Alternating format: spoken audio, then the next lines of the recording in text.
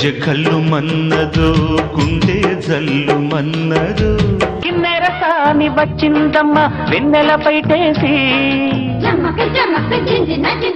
కొండరెడ్డికి పుట్టావా లేక కోయజాతికి పుట్టావా సవరణకు పుట్టావా జాతాపులకు పుట్టావా అమ్మ బాబు లేకుండా అడవికి పుట్టావా ఇంత డిసిప్లిన్గా ఉండేవాడు ఎందుకు ఆ కేసులో ఎందుకు ఇరుక్కున్నావు? అక్కడ ఆగి దిగి సిగరెట్ తాగుతూ అక్కడ అవతల సైడ్ రోడ్డుకు అంటే అది ఆల్మోస్ట్ 200 feet రోడ్ అవతల సైడ్ బస్ స్టాండ్లో ఇద్దరు అమ్మాయిలు నుంచుని ఉంటే all the way you cross that road అక్కడ రోడ్డు మీద పబ్లిక్ మార్నింగ్ 10:30కి రేప్ చేసేవాళ్ళని అని చెప్పి. నీ క్వశ్చన్కి డైరెక్ట్ ఆన్సర్ ఇవ్వాలంటే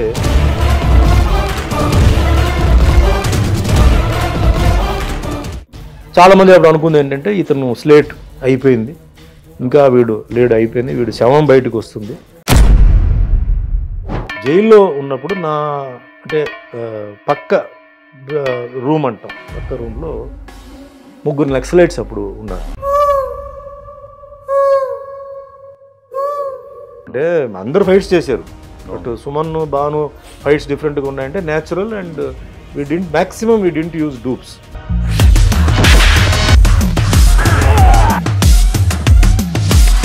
తర్వాత అన్నమయ్యలో వెంకటేశ్వర స్వామిగా, రామదాస్లో రాముడుగా, సత్యనారాయణ స్వామిలో సత్యనారాయణ సింహ చేస్తూ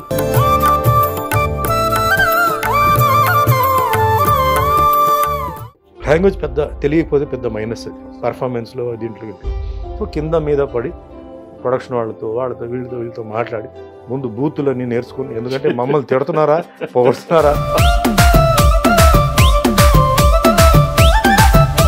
నాకు పిక్చర్ ఇచ్చారు, ఫైట్స్ సాంగ్స్ చేయాలి, అప్పుడు ఎవరు బాగా చేస్తారు? చిరంజీవి గారే బాగా చేస్తున్నారు. సో ఆయన్ని ఏదో బీట్అవుట్ చేయాలని కాదు, కనీసం ఆ లెవెల్కైనా మనం ఉండాలి కదా. So all said and done Chiranjeevi garu is a very good dancer. అది మీరే చాలాసార్లు నాకు చెప్పారు, రే చిరంజీవి సాంగ్స్ చూడరా, ఆయన ఫుట్ వర్క్ చూడు. ఈరోజు కూడా నా లెక్క ప్రకారం ఫుట్ వర్క్ ఆయన చేసినట్టు ఎవరు చేయలేదు.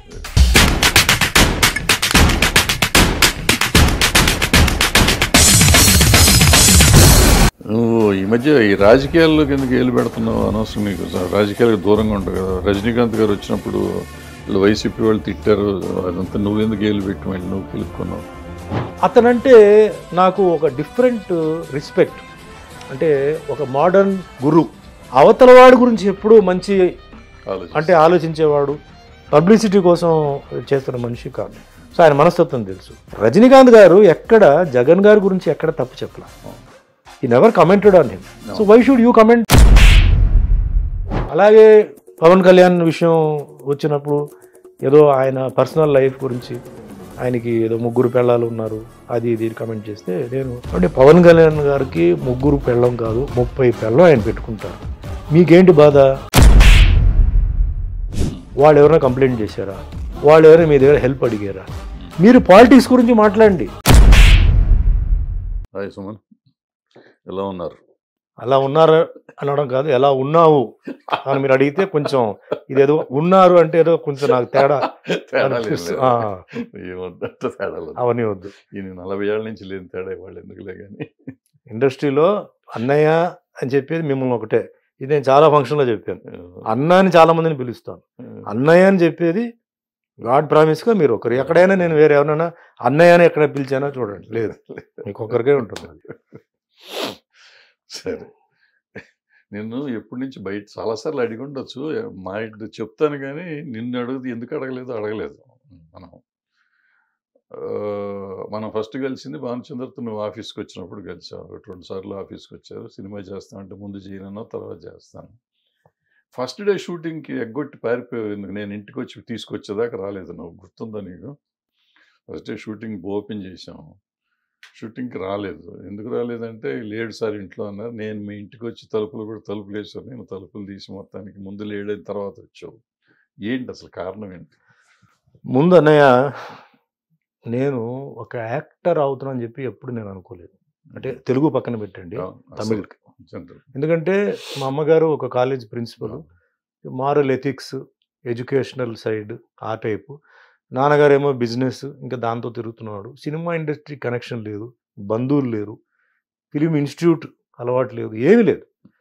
సో ఫస్ట్ సినిమానే నాకు ఆయన కిట్టూరు మీకు తెలుసు, ఒక ఆటో మెకానిక్, ఒక గెరాజ్ పెడుతున్న వాడు వచ్చి నన్ను చూసి నువ్వు సినిమాకి పని, అంతే అతను ఏం జోష్యం ఆయనకి ఉందో తెలియదు కానీ నువ్వు పనికి వస్తావు అంటే నేను ఎట్లా పనికి వస్తాను, పర్సనాలిటీ ఉంది అప్పుడు, సన్నగా కరాటే బ్లాక్ బెల్ట్ అంతా ఓకే, యాక్టింగ్ తెలియాలి కదా కిట్టు, అదంటే లేదు నీకు ఇప్పుడు ఉన్న విద్య చాలు, నువ్వు రా నాతో పాటు అని చెప్పి, అయితే లేదు నేను రాను, మా అమ్మగారు వదలరు, నేను అడుగుతా అని చెప్పి, నువ్వు సావు చెప్పి పంపించాను.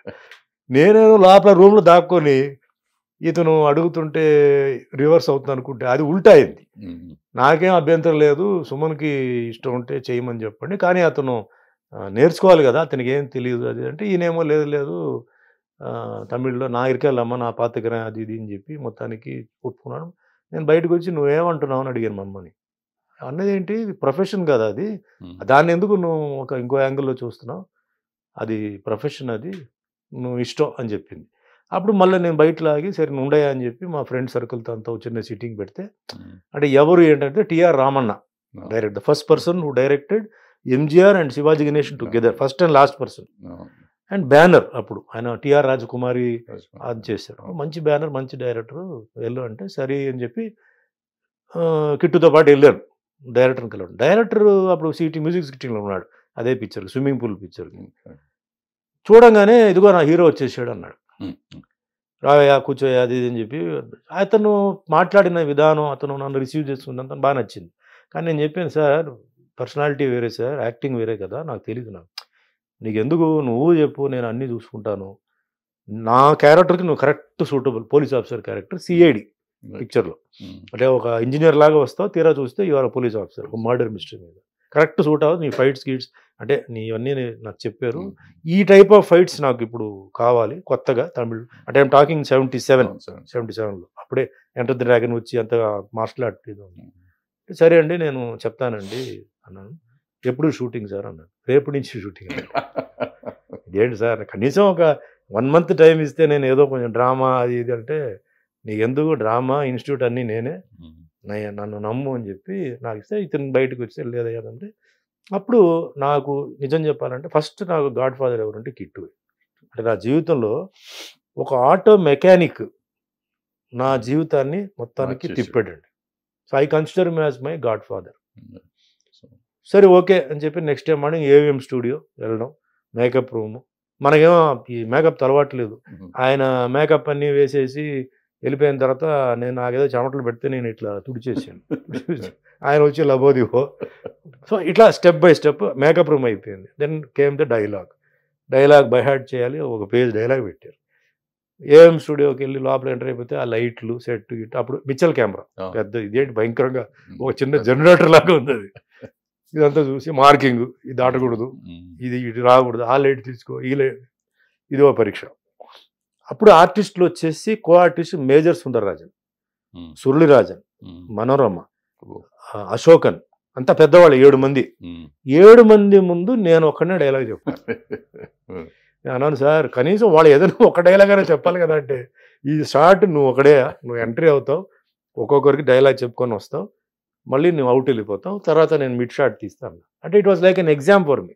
సరే మా మదర్ ఫాదర్ బ్లెస్సింగ్, దేవుడు బ్లెస్సింగ్ తీసుకుని రిహర్సల్ చేశాను, బాగుందన్నాడు, లైట్ కొంచెం ఇటు అటు అన్నాడు. So first take was okay, అంటే అందరూ క్లాప్స్ కొట్టేసి ఇది మామూలు రొటీనే కదా అనుకున్నాను. కానీ తర్వాత ఒక్కొక్కరు పిలిచి నీలో పొటెన్షియలిటీ ఉంది, యువర్ అ రా గై, సో యూ పాలిష్ చేసుకో అని చెప్పి అట్లా కెరియర్ స్టార్ట్ అయ్యి, దాని తర్వాత ఫైట్స్ ఓకే వచ్చింది. నాకు పరీక్ష సాంగ్ హీరోయిన్తో. సో హీరోయిన్ ముట్టుకోవాలి, హీరోయిన్ కౌగిలించుకోవాలి, చేయాలి.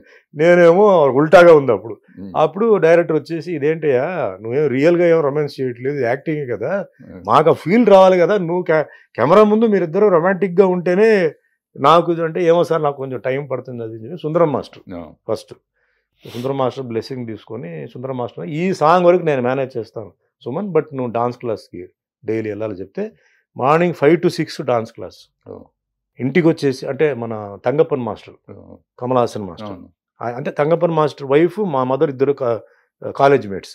సో అట్లా పరిచయం.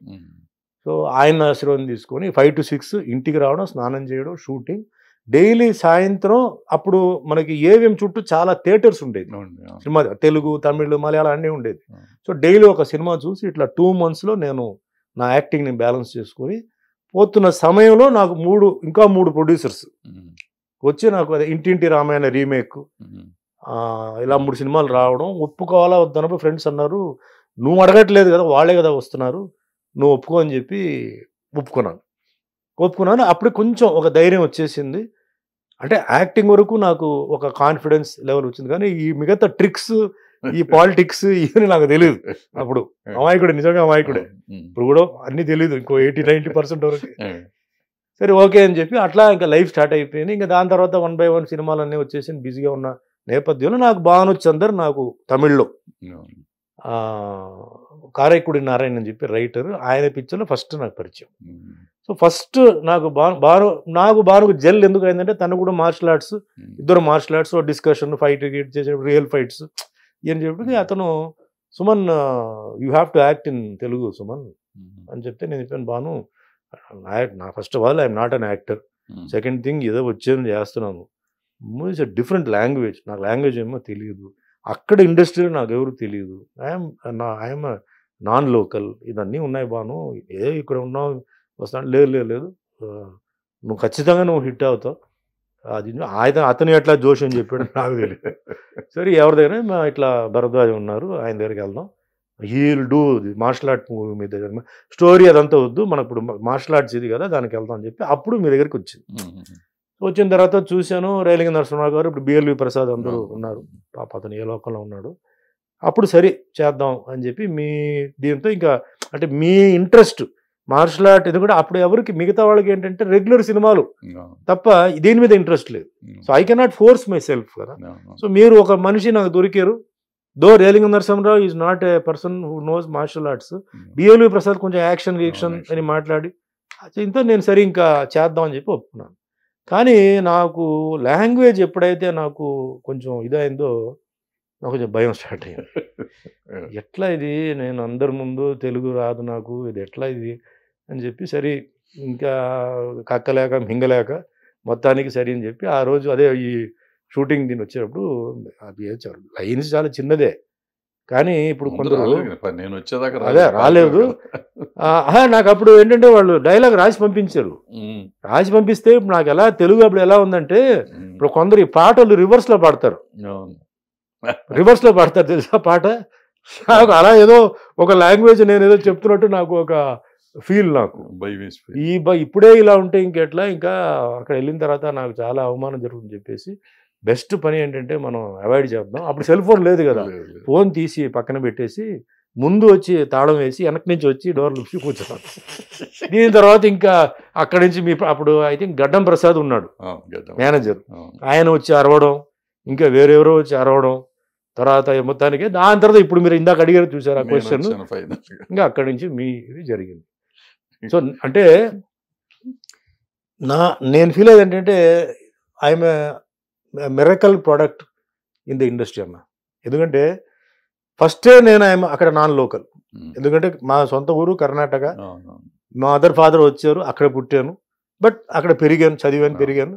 తమిళనాడు వాళ్ళు నన్ను ఒక యాక్టర్గా చేశారు. దాని తర్వాత ఇక్కడికి రావడం, ఒక లాంగ్వేజ్ తెలియని ఒక ప్లేస్కి. అంటే ఇక్కడ మన ట్విస్ట్ చూడండి, మన సినిమా చేసేటప్పుడు మీరు అప్పుడు ఆల్రెడీ అప్పుడు కృష్ణ గారు జయప్రద గారితో ఏదో సినిమా మీరు తీసుకున్నారు, మీరు దాంట్లో అక్కడ మీరు ఇరుక్కున్నారు, అది గ్యాప్. ఆ గ్యాప్లో రాఘవ్ గారు కూడా కృష్ణ రావడం, ఆ డేట్లు మీ దగ్గర మిగిలిపోయిన డేట్లు నేనే తీసుకెళ్ళాను, రాఘవ్ గారి దగ్గర తీసుకెళ్ళి ఇచ్చారు.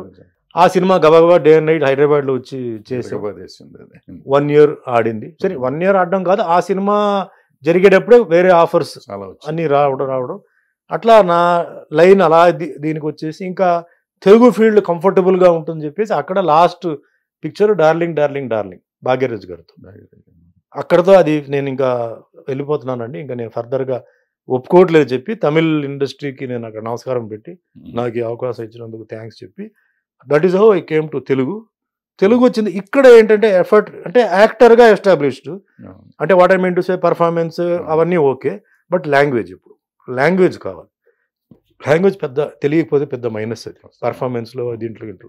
సో కింద మీద పడి ప్రొడక్షన్ వాళ్ళతో వీళ్ళతో మాట్లాడి ముందు బూతులన్నీ నేర్చుకుని, ఎందుకంటే మమ్మల్ని తిడుతున్నారా పొగడుతున్నారా తెలుసుకోవాలి కదా. సో ముందు అన్ని బూతులు ఏంటంటే అన్ని రాసుకున్నాను పేపర్లో, అంటే వాళ్ళు చెప్తున్నప్పుడు ఏంటనేది.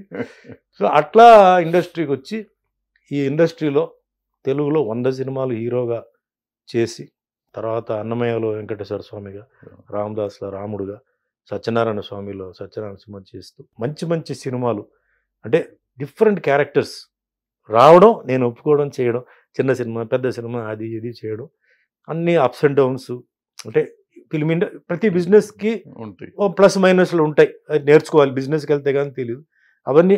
నిజంగా నేను ముందు బాగా దెబ్బతిన్నాను, because I was too fair. అంటే మాకంతా వేరే ఒక ఫ్యామిలీ నుంచి నేను వస్తున్నాను. సినిమా ఫ్యామిలీ అయితే నాకు నేర్పించేవారు ఇది చేయకూడదు, ఇలా మాట్లాడకూడదు చెప్పి. సో తెలియకుండా కొన్ని మాటలు ఫ్రాంక్గా మాట్లాడడం, కొన్ని ఓవర్గా వర్క్ చేయడం చెప్పడం, ఇవన్నీ చేసి కొంచెం మైనస్లన్నీ పడింది. But that is life. అంటే మాలాంటి వాళ్ళకి, సినిమా ఇండస్ట్రీ ఉన్న వాళ్ళకి అది కాదు. ఏమి తెలియని వాడికి వచ్చి ఆ కింద మీద పడి లేచి మొత్తానికి ఏంటంటే ఇది 46వ సంవత్సరం అంటే ఫిలిం ఇండస్ట్రీ రావడం. ఇంకా దేవుడి దేవాలు ఏంటంటే సినిమాలు అది ఇది. ఇప్పుడు మీ ఆశీర్వాదంతో 10 లాంగ్వేజ్లో ఐఎమ్ బిజీ. పోతుంది, బండి పోతుంది, తిరుగుతున్నాను. అటు నార్త్ ఇటు సౌత్ అన్నీ తిరుగుతున్నాను. సో నేను చాలామంది ఏమంటారంటే నువ్వు ఉండాల్సిన చోటు కాదు, నువ్వు ఎక్కడో ఉండాలి. ఎట్లా నా అడుగుతాను, నాకు అర్థం కావట్లేదు. నేను ఇండస్ట్రీకి సంబంధం లేదు, నాకు ఇండస్ట్రీలో బంధువులు లేదు, ఏమీ తెలియనివాడు ఈ మాత్రం రావడం, ఈ మాత్రం నేను చేయడమే చాలా గొప్ప విషయం. That is what I feel. I cannot compare my self. చాలామంది అంటే అప్పుడు చిరంజీవి గారు మేమిద్దరు కాంపిటీటర్స్. అంటే రామారావు గారు, నాగేశ్వరరావు గారు, కృష్ణరావు అయిపోయింది. వాళ్ళు కొంచెం రిటైర్మెంట్ టైంలో నెక్స్ట్ కొంచెం చిరంజీవి గారు వచ్చారు. అదే టైంలో నేను ఎంటర్ అయ్యాను. కాంపిటీషన్ అనేది నాకు తెలియదు. I don't know what is competition, because I my self I'm competing with my self. నేను నిలబడాలిగా. నాకు పిక్చర్ ఇచ్చారు, ఫైట్స్ సాంగ్స్ చేయాలి. అప్పుడు ఎవరు బాగా చేస్తారు? చిరంజీవి గారే బాగా చేస్తున్నారు. సో ఆయన్ని ఏదో బీట్అవుట్ చేయాలని కాదు, కనీసం ఆ లెవెల్కైనా మనం ఉండాలి కదా. So all said and done Chiranjeevi garu is a very good dancer. అది మీరే చాలాసార్లు నాకు చెప్పారు, రే చిరంజీవి సాంగ్స్ చూడరా, ఆయన ఫుట్ వర్క్ చూడు. ఈ రోజు కూడా నా లెక్క ప్రకారం ఫుట్ వర్క్ ఆయన చేసినట్టు ఎవరు చేయరు. ఈ రోజు కూడా ఆయన ఏజ్లో కూడా అదే గిఫ్ట్, అది ఆయన మెయింటైన్ చేశారు. సో చాలా మంది ఏంటంటే నార్త్లో కూడా ఏంటంటే చిరంజీవి గారు అంటే ఆయన డాన్స్, ఆ ఫుట్ వర్క్, తర్వాత ఆ బాడీలో గ్రేస్, ఏదో 1 2 3 4 అలా కాదు, బాడీలో గ్రేస్ ఆయనకి క్రేజ్, అది మనం ఒప్పుకోవాల్సిందే. సో నిజంగా నేను ఆయన సినిమాలు అంటే అప్పట్లో మనకి కొంచెం తర్వాత క్యాసెట్స్ వచ్చింది, వీడియో క్యాసెట్స్ వచ్చి మనం ఎట్లా, ఎందుకంటే అంతకుముందు నాకేంటంటే గుర్తుందా, అక్కడ బీచ్ దగ్గర ఎవరో మీ ఫ్రెండ్ వాళ్ళ ఫాదర్ డాన్ అనుకుంటా కదా, వాళ్ళ ఇంటికి వెళ్ళిన వీడియో క్యాసెట్లు చూస్తాను. వాళ్ళ ఇంటికి వెళ్ళి ప్లేయర్ వాళ్ళ దగ్గర ఉండేది, VHS అప్పుడు ఉండేది. సో అట్లా నేను చూసి నేను చేసాను తప్ప ఎవరికి నేను కాంపిటీటర్గా ఉండాలని కాదు. భగవంతుడు ఇచ్చిన పొజిషన్ని నేను కాపాడుకోవాలి. సో కాపాడుకోవాలంటే యాక్టింగ్, డాన్స్, ఫైట్స్. తమిళ్లో డాన్స్కి అంత అప్పుడు ఇంపార్టెన్స్ లేదు, ఫైట్స్ ఉండేది. కానీ తమిళ్లో ఇప్పుడు తెలుగు హీరోస్ అందరూ ఏంటంటే కంపల్సరీ డాన్స్.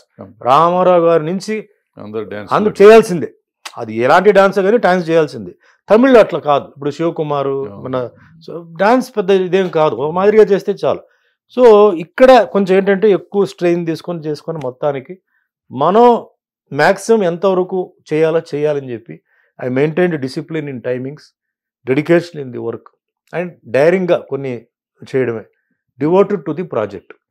నాకు ప్రొడ్యూసరు, డైరెక్టరు ఎవరైనా అంటే పెద్దవాళ్ళు చిన్నవాళ్ళు అట్లా ఏం కాదు, అవకాశం ఇచ్చిన వాళ్ళకి I was devoted. I never disobeyed. ఏదైనా ఉంటే ముందు మాట్లాడుకోవడం, సో అది నేను చేయలేను, ఇది వేయింగ్ ఉంటే ఫస్ట్ సినిమాకే నాకు గుర్తు, మనం నాగలాపురంలో డబ్బులు ఉండేవి కదా, రోజు నీ జేబులో 100 ఉంటే నీ జేబులోది, వాడు భానుగాడి జేబులో ఎంత డబ్బులు ఉంటే ఇది తీసుకుని 200 300తో ప్రొడక్షన్ చేసి అక్కడ చాలా చేసాం. మేడ మీద అక్కడ బయట పడుకున్నాం, బయట అంతా ఇంటి పైన మేడ మీద 10 రూములు ఉంటే 10 రూముల్లో యూనిట్ అంతా అక్కడే పడుకున్నాం. తర్వాత ఓ సాంగ్ చేసినప్పుడు నువ్వు నాకు గుర్తు, నేను ఒకరోజే ఉన్నా, సాంగ్ రోజు మాత్రం ఫుల్గా ఉన్నా. 12 లొకేషన్లు మనం షిఫ్టింగ్ కార్లో వెళ్తే తెలుగు పాటలు ఇట్టా ఉంటాయి, నేను చేయను తెలుగు సినిమాలు. ఆ రోజు సాయంత్రం అయ్యేసరికి తారా మాస్టర్ ఇట్లా అయితే అట్లా తెలుగు సినిమాలు ఇదేం పాటలు ఇదేం లోకలు అంటే ఎందుకు చేయాలంటే లిప్ మూమెంట్ వస్తే ఫుట్ వర్క్ లేదు, ఫుట్ మూమెంట్ వస్తే లిప్ మూమెంట్ లేదు, రెండు వస్తే నేను ఎక్కడో చేసుకుని వెళ్ళిపోయాడిని, కెమెరా నుంచి బ్లాక్ నుంచి బయటికి వెళ్ళిపోయాడిని. సో అట్లా మొత్తం టెన్షన్, జనాలు చూస్తున్నారు. మా తారా మాస్టర్ మీకు తెలుసు చాలా స్ట్రిక్ట్, వదలదు ఆవిడ అసలు ఆవిడ వచ్చిన వరకు కాంప్రమైజ్, ఎందుకురా బాబు నాకు ఇది, నేను వెళ్ళిపోతా అని చెప్పాను. సో అట్లా మొత్తం లైఫ్ ఏంటంటే ఫస్ట్ సినిమాకి ఓ పక్కన ప్రొడక్షన్ అడ్జస్ట్మెంట్లు, ఓ పక్కన యాక్టింగ్ నేర్చుకోవడం, ఓ పక్కన డాన్సులు నేర్చుకోవడం, అందులో ఫైట్లు కానీ రాళ్లల్లో చేస్తున్నాం, ఎక్కడ కుట్టుకుంటుందో ఏం చేస్తుందో తెలియదు, మొత్తం టెన్షన్. అప్పుడు ఏంటంటే మాకు ఆ మార్షల్ ఆర్ట్ స్పిరిట్, సో ఇంకా ఈ కంఫర్ట్ జోన్ పోకుండా రఫ్ అండ్ టఫ్, భాను అయినా నేనైనా రఫ్ అండ్ టఫ్గా మేము అంటే మాట్లాడుకొని, అంటే మేము కూడా అనుకుంది ఏంటంటే ఈ డూపులు గీపులు కాకుండా మనమే చేద్దాం, అది పేరు మనకే వస్తుంది. సో కింద పడిన రోల్ చేసిన, అలాగే నాకు బాను చేసిన సినిమాలు ఆల్మోస్ట్ ఆల్ మేము మెరుపుదాడి కానీ ఏ సినిమాలే అలాగే, హార్స్ రైడింగ్ కానీ అవన్నీ మేము అలాగే చేసాం. అంటే దాంతోనే మాకు ఫైట్స్ మీద ఒక క్రేజ్ వచ్చింది. అంటే అందరూ ఫైట్స్ చేశారు, బట్ సుమన్ భాను ఫైట్స్ డిఫరెంట్గా ఉన్నాయంటే natural, and maximum we didn't use dupes unless మరీ రిస్కీ అయిపోయి ఏదైనా హైట్ నుంచి ఏదైనా చేయాలనే తప్ప వీ నెవర్ యూజ్డ్ అనమాట. సో అట్లా నాకేంటంటే my life turn to Telugu field, and Kannada తర్వాత నాకు వచ్చింది, చాలా తర్వాత వచ్చింది మలయాళం, దెన్ హిందీ, ఒరియా, భోజ్పురి, మరాఠీ ఇవన్నీ కూడా చేశాను. మొన్న రీసెంట్ బంజారన్ లాంగ్వేజ్, మన బంజారన్ లాంగ్వేజ్ చేశాను.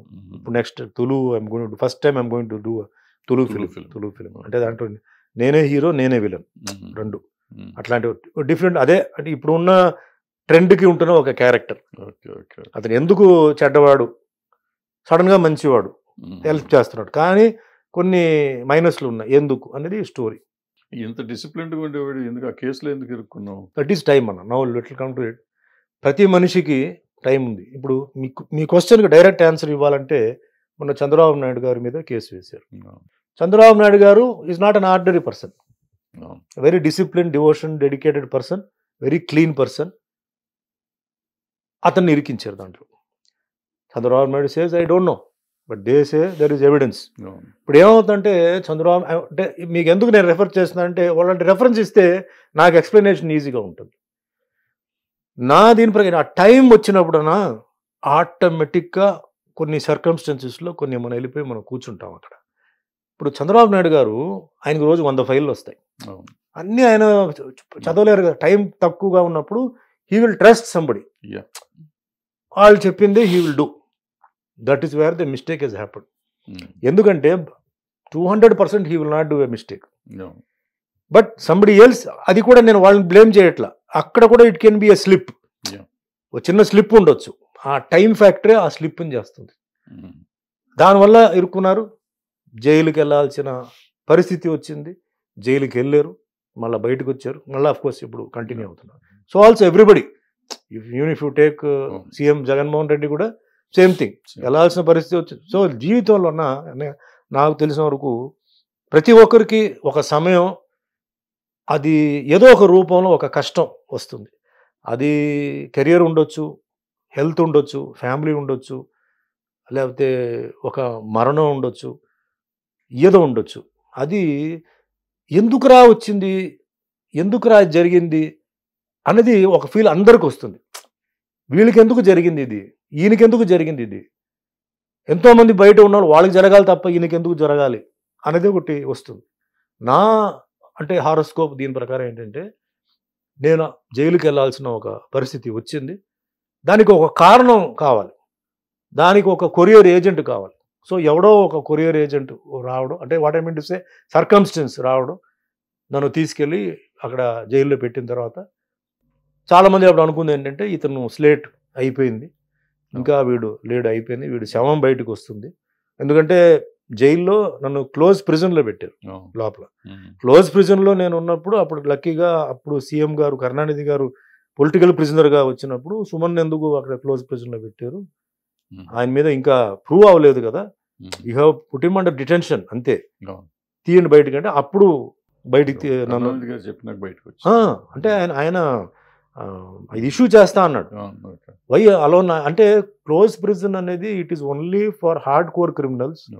అంటే అప్పుడు ఆటో శంకర్ అని చెప్పి అవును. పెద్ద మర్డర్, ఆయన వైఫ్ని మర్డర్ చేసి ఇంట్లోనే సమాధి చేసి గోడ మీద సమాధి చేసి అని చేసేవాడు.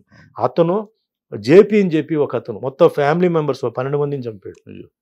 అతను ఇలాంటి వాళ్ళని పెడతారు, మెంటల్లీ రిటార్డెడ్ పీపుల్, అలాంటి వాళ్ళని, అంటే భయంకరమైన శాడిస్ట్ మెంటల్ పర్వర్టెడ్ పీపుల్ని పెడతారనమాట. అక్కడ నన్ను పెట్టారు.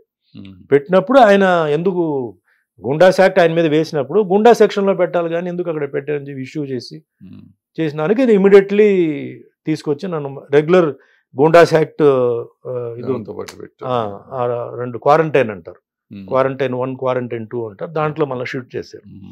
తర్వాత నాన్ బెయిలబుల్ యాక్ట్ అది, అప్పుడు గుండాస్ యాక్ట్ నాన్ బెయిలబుల్. ఆ నాన్ బెయిలబుల్ యాక్ట్ని ఆయన జిఆర్ రామస్వామి అని చెప్పి టాప్ అప్పుడు అడ్వకేట్, తర్వాత ఆయన అడిషనల్ సొలిసిటర్ జనరల్ అయ్యాడు. ఆయన జైలుకి వచ్చి నాకు ఒకటే చెప్పు సుమన్, నువ్వు చేసేవు చెప్పు, నేను దానికి ఏం చేయాలో నాకు తెలుసు, నువ్వు చేయలేదని చెప్పు బట్ కరెక్ట్గా నాకు చెప్పు, నేను ఫైట్ చేస్తాను. సరే నేను ఏమీ చేయలేదు, నా దగ్గర ఏ రోజు అయితే వాళ్ళు ఈ ఇన్సిడెంట్ జరిగిందో I have got records that I was shooting in Bengaluru, మన బిఎల్ఈ ప్రసాద్తోనే షూటింగ్ చేస్తున్నాను అక్కడ. It is fabricated sir, complete fabricated, 200% you can trust me అంటే అప్పుడు ఆయన వెళ్ళి ఫైట్ అవుట్ చేసి, ఇంకా ఇది వరకు హ్యాబిచువల్ అఫెండరే కాదు, ఆయన మీద ఒక్క పోలీస్ కంప్లైంట్ కూడా లేదు, మీరు ఎట్లా పెట్టారు అది ఇది అని చెప్పి మొత్తానికి నా మ్యాటర్ క్లియర్ చేసి first person to come out from goondas act in south was Suman against Tamil Nadu government. But I got condition bail. So మదురైకి వెళ్ళాను. సో మదురైలో అక్కడ ఉన్నప్పుడు మదురైలో అక్కడ చంపేస్తారు ఆయన అది ఇది అని చెప్పి ఏదో మొత్తాన్ని క్రియేట్ చేసి అక్కడ ఆల్మోస్ట్ ఆల్ 1 year దాకా ఉన్నాను, 10 months దాకా ఉన్నాను. ఇల్లు తీసుకుని అది చింగల్పేట్. అక్కడి నుంచి మళ్ళీ కండిషన్ బెయిల్ ని వాళ్ళు చింగల్పేట వచ్చారు, అక్కడ షూటింగ్ పర్మిషన్ ఇచ్చారు. So daily up and down వెళ్ళి రావడం షూటింగ్స్ కి. అప్పుడు మీరు వచ్చారు, అప్పుడు కాట్రేగడ ప్రసాద్ గారు బందిపోటు స్టార్ట్ చేయడం, ఫినిషింగ్ పిక్చర్స్ అన్ని ఫినిష్ చేసి ఏం స్టూడియో బౌండరీ ఇచ్చారు, అవన్నీ ఫినిష్ చేశారు. I complete all the pictures. అలా స్లోలీ ఇది అయిపోయి తర్వాత ఎవ్రీథింగ్ బికేమ్ న్యూట్రల్, అంటే నాకు దానికి సంబంధం లేదు, అన్లెసరీ ఐ వాజ్ ఇంప్లికేటెడ్ అని చెప్పి ఇది వచ్చేసి సరే కేసు అయిపోయింది. బట్ కెరియర్ అక్కడ డ్యామేజ్ అయిందిగా, బాగా డ్యామేజ్ అయింది. సో ఇప్పుడు ఏంటి, కెరియర్ కంటిన్యూ చేయాలా వద్దా, నేను ఎట్లా డిసైడ్ చేస్తాను? సినిమాలు వస్తే నేను కంటిన్యూ చేస్తాను, నేనుగా I cannot produce, I didn't have money. So చేయాలా వద్దా అన్న సమయంలో లక్కీగా నాకు తెలుగు ప్రొడ్యూసర్స్ డైరెక్టర్స్ వచ్చి, and I was also fit person, నాకు దేవుడి దేవాలు ఎక్కడ నా ఫేస్ కానీ అది కానీ ఏమి డ్యామేజ్ అవ్వాల. ప్లస్ ముఖ్యంగా అప్పుడు రిలీజ్ అయిన సినిమాలు అన్ని హిట్. నేను జైల్లో ఉన్న టైంలో రిలీజ్ అయిన సినిమాలు అన్ని హిట్, అంటే ప్రజల సపోర్ట్ నాకు ఉందని నాకు తెలిసింది, వాళ్ళకు తెలిసింది, బయర్స్కి తెలిసింది. సో వన్స్ అగైన్ కెరియర్ని స్టార్ట్ చేశాను. కానీ జైల్లో ఉన్నప్పుడు నా అంటే పక్క రూమ్ అంటాం, పక్క రూమ్లో 3 నక్సలైట్స్ అప్పుడు ఉన్నారు. వాళ్ళని వెల్లూరు దగ్గర వాళ్ళని పట్టుకున్నారు. వాళ్ళు అంటే బాగా సీనియర్ నక్సలైట్స్ అనమాట. సో అప్పుడు కొంచెం వాళ్ళతో కొంచెం డిస్కషన్ మాట్లాడడం అని జరిగింది. సో కొంతవరకు నా మైండ్ కొంచెం బ్రెయిన్ వాష్ అయింది. అంటే ఈ లెఫ్టిస్ట్ దీనికి ఐడియాలజీ వాళ్ళ వే ఆఫ్ చాలా వెరీ స్ట్రాంగ్, వాళ్ళది లెక్చర్, వాళ్ళ way of induction and asking for justice, asking for freedom. ఎందుకంటే నా ప్రొసీడింగ్స్ అన్నీ వాజ్ రాంగ్, నన్ను ఇరికించిన ఇవన్నీ రాంగ్. ఇది చార్జ్ షీట్ చాలా హారిబుల్. లేదంటే పాండే బజార్ కదా, మౌంట్ రోడ్లో బస్ స్టాండ్ ఇటు సైడ్ బస్ స్టాండ్లో కార్ ఆపి, ఫియట్ కార్ ఆపి అక్కడ ఆగి దిగి సిగరెట్ తాగుతూ, అక్కడ అవతల సైడ్ రోడ్డుకు అంటే అది ఆల్మోస్ట్ 200 feet రోడ్, అవతల సైడ్ బస్ స్టాండ్లో 2 అమ్మాయిలు నుంచుని ఉంటే all the way you cross that road, అక్కడ రోడ్డు మీద పబ్లిక్ మార్నింగ్ 10:30కి రేప్ చేసేవాళ్ళని అని చెప్పి అని వాళ్ళ బొమ్మలు, నేకెడ్ బొమ్మలు పెట్టి పెద్ద చార్జ్ షీట్ మొత్తం చూశాను. ఇంత హారిబుల్గా ఉంటే అంటే అంత బేస్లెస్, ఎర్లీ డే టైం 10:30కి ఎంత ట్రాఫిక్ మౌంట్ రోడ్లో, ఎట్లా జరుగుతుంది, అసలు జరుగుతుందా, ఇస్ ఇట్ పాసిబుల్ అనేది కూడా లేదు. అంతకాలం 2 సంవత్సరాలు కేసులు నడిపించాల్సినంత కేసు కాదు అది. అంటే ఒకటి అన్నయ్య, గవర్నమెంట్ తలుచుకుంటే ఏదైనా చేయవచ్చు. ఇట్ ఈస్ ఇంత హారిబుల్. ఇప్పుడు మీరు ఇందాక చెప్పిన కేసులు ఉన్నాయి, వాటికి ఏదో ఒక బేస్ పెట్టారు. చంద్రబాబు నాయుడు గారిది కానీ జగన్మోహన్ రెడ్డి గారికి కానీ ఒక బేస్ కనపడుతుంది. ఇది పట్టపగలు ఇద్దరు అమ్మాయిల్ని ఒక మనిషి తాగుతా పబ్లిక్ లో ట్రాఫిక్ లో చేస్తున్నాడు అంటే ఇది అదొకటి. తర్వాత ఆ గుండాస్ యాక్ట్ అంటే బూట్ లెగ్గింగ్, అంటే సారా అమ్మడం. నేను సారా అమ్మినట్టు, అంటే ఆ ఏరియాని అంతా గలీజ్ చేసినట్టు, తర్వాత చిన్నపిల్లల్ని బెదిరించినట్టు. సో అంటే గుండాస్ యాక్ట్ ఇవన్నీ కావాలి. గుండాస్ యాక్ట్ అంటే అదే కదా పెట్టారు. బట్ అదే టైం బ్యాడ్ అయినప్పుడు ఇవన్నీ జరుగుతాయి. అంటే నాకు అక్కడేంటంటే ఒక చిన్న కొంచెం ఆ నక్సల్ వాళ్ళతో మాట్లాడు అంటే, బట్ నాకు మా అమ్మగారు ఆవిడ నా కన్సర్న్, ఎందుకంటే చాలా సపోర్ట్ చేశారు. ఈ టైంలో అలాంటి డిసిషన్ మనం తీసుకోకూడదు, మనం ఉండాలి ఆవిడతో పాటు లాస్ట్ వరకు ఉండాలని చెప్పేసి అక్కడ మళ్ళీ కొంచెం నేను దాని నుంచి దూరం వచ్చి నేను మళ్ళీ స్ట్రీమ్ లైన్కి వచ్చి ఆవిడతో పాటు మ్యాక్సిమం ఉండి మళ్ళీ నార్మల్ లైఫ్కి మళ్ళీ అలా వచ్చి చాలామంది నాకు సపోర్టర్స్ అని వచ్చి చేసి మళ్ళీ again I started my career. So నా ఇదేంటంటే జనరల్గా చాలామంది చెప్పినప్పుడు నన్ను you cannot compare me to regular film industry సంబంధించిన మనిషిది. You cannot compare. This is something different. ఇది డిఫరెంట్ బుక్. ఇది ఎక్కడో పుట్టి ఎక్కడో పెరిగి ఏమి బ్యాక్గ్రౌండ్ లేకుండా చేయడం రావడం. అట్లీస్ట్ రజనీకాంత్ గారు ఫిల్మ్ ఇన్స్టిట్యూట్కి వెళ్ళారు. Though he is outsider, film ఇన్స్టిట్యూట్కి వెళ్ళారు ఆయన. And he was in Karnataka. From Karnataka he became a super star in Tamil. ఇది ఒక డిఫరెంట్. ఇది అట్లా మన సాయి కుమార్ ఇక్కడ మనిషి ఇక్కడేం లేదు, కర్ణాటకలో పోయి సూపర్ స్టార్ అయ్యాడు, లీడింగ్ హీరో అయ్యాడు. అట్లా కొందరు ఉంటారు you know out of the way అయిపోయి వాటిల్లో నేను. But without any base, support లేదు, ఏ బేస్ లేదు, యాక్టింగ్ బేస్ లేదు, లాంగ్వేజ్ బేస్ లేదు, ఏమీ లేదు. సో నేను ఒకటే some power, some miracle. So ఎన్ని రోజులు అవుతుందో అన్ని రోజులు మనం వెళ్తాం. బట్ అండ్ నాకు వరుసగా తర్వాత ఈ వేరే లాంగ్వేజెస్ రావడం ఇంకో మిరాకిల్. అంటే ఆ ఇండస్ట్రీలో ఎవరు తెలియదు. హిందీ ఇండస్ట్రీలో గబ్బర్ ఇస్ బ్యాక్ రావడం చేయడం. ఒక సినిమా నాకు చాలా పాపులారిటీ ఇచ్చింది నార్త్లో. అక్కడి నుంచి ఇంకా ఈ భోజ్పురి, ఈ మరాఠీ, ఈ లాంగ్వేజెస్ రావడం. సో నేనేంటంటే ఇప్పుడు I'm a కంటెంటెడ్ person. I very much love the film industry. చాలా మందికి ఏంటంటే అప్పట్లో ఫిలిం ఇండస్ట్రీ అంటే ఒక నెగిటివ్. ఇది సినిమాలు అంటే మందు అమ్మాయిలు ఇదే ఉన్నాయి, మిగతా వాళ్ళు చేయట్లేదండి వాళ్ళకు ఇది ఉండేది. బట్ మా మదర్ చెప్పేవాళ్ళు చెప్తారు, but you take it as a profession, డెడికేటెడ్గా ఉండు, నీకు డెఫినెట్గా నీకు మంచి పేరు వస్తుంది. నువ్వు దాన్ని ఒక దేవాలయంకి వెళ్తే ఎంత పవిత్రంగా ఉంటుందో అట్లా చేయని చెప్పిన అడ్వైస్ మీదనే నేను ఈరోజు కూడా ఇవాళ వరకు కూడా చిన్న నిర్మాత అయినా on time on the set, no argument with the director. ఏదైనా ముందే మాట్లాడుకొని ఇది చేస్తాను ఇది చేయను అని చెప్పడం. అండ్ గాడ్స్ విల్ నాకంటే కొంచెం మంచి గుడ్ విల్ ఉంది సో అందరితో. So I never feel I'm చాలామంది ఈ కాంపిటీటర్గా ఉండాలి, మీరు అలా కాదండి మీరు ఉండాలి. సెడ్ యూఆర్ రాంగ్ అండి, not with me, don't tell, వేరే వాళ్ళకి చెప్పండి, నాతో కాదు. అండ్ ఎప్పుడు చూసినా చిరంజీవి గారితోనే కంపారిజన్ రావడం. So I said no, Chiranjeevi garu is a blessed person. అట్లా కొందరే, రామారావు గారు అట్లా అట్లో చిరంజీవి బ్లెస్డ్ పర్సన్. ఆయన కూడా he had lot of struggles in the beginning. Easy cake walk ఏం కాదు, చాలా ఈదుకొని వచ్చేసి ఈరోజు ఆయన ఈ పొజిషన్కి వచ్చారు. And you cannot, of course yes, ఆ టైంలో వీ వేర్ కాంపిటీటర్స్, వేరెవరు లేరు, ఫైట్స్ సాంగ్స్ చేయడానికి ఎవరు లేరు, ఒక క్రేజ్ ఉండేది. సో అన్ఫార్చునేట్గా నాకు ఇది రావడం. సో దాని తర్వాత మళ్ళీ నేను ఇది ఎప్పుడు ఫీల్ అయ్యేది, ఆల్మోస్ట్ ఆల్ వాష్అవుట్ అయిన మనిషి మళ్ళీ వచ్చి అన్నమయ్య సినిమా, ఈ రామదాస్, ఈ ఇంకో ట్రాక్లో బ్యాలెన్స్ చేసి నాకు అది రావడం, ఐ ఫీల్ గ్రేట్. చిత్రం ఇది కొంచెం తగ్గుతుంది అనుకున్నప్పుడు కన్నడలో మళ్ళీ మార్కెట్ రావడం, మళ్ళీ అది రావడం. ఫుల్ కన్నడ సినిమా ఇండస్ట్రీ జనరల్గా నా లెక్క ప్రకారం ఎప్పుడు బిజీగా ఉండాలి, యాక్టర్స్ ఎస్పెషల్లీ. మనం ఖాళీగా ఉండకూడదు. అలాంటిది నాకు కొంచెం తెలుగులో సినిమాలు తగ్గినప్పుడు ఏంటంటే కన్నడ వచ్చింది, ఆడి విజయ్ కన్నడ సినిమా, ఇక్కడ డబ్బింగ్, అంటే తెలుగు మళ్ళా గ్యాప్ లేకుండా ఫిల్అప్. సో అట్లా బ్యాలెన్స్ అవుతూ పోతూనే ఉంది.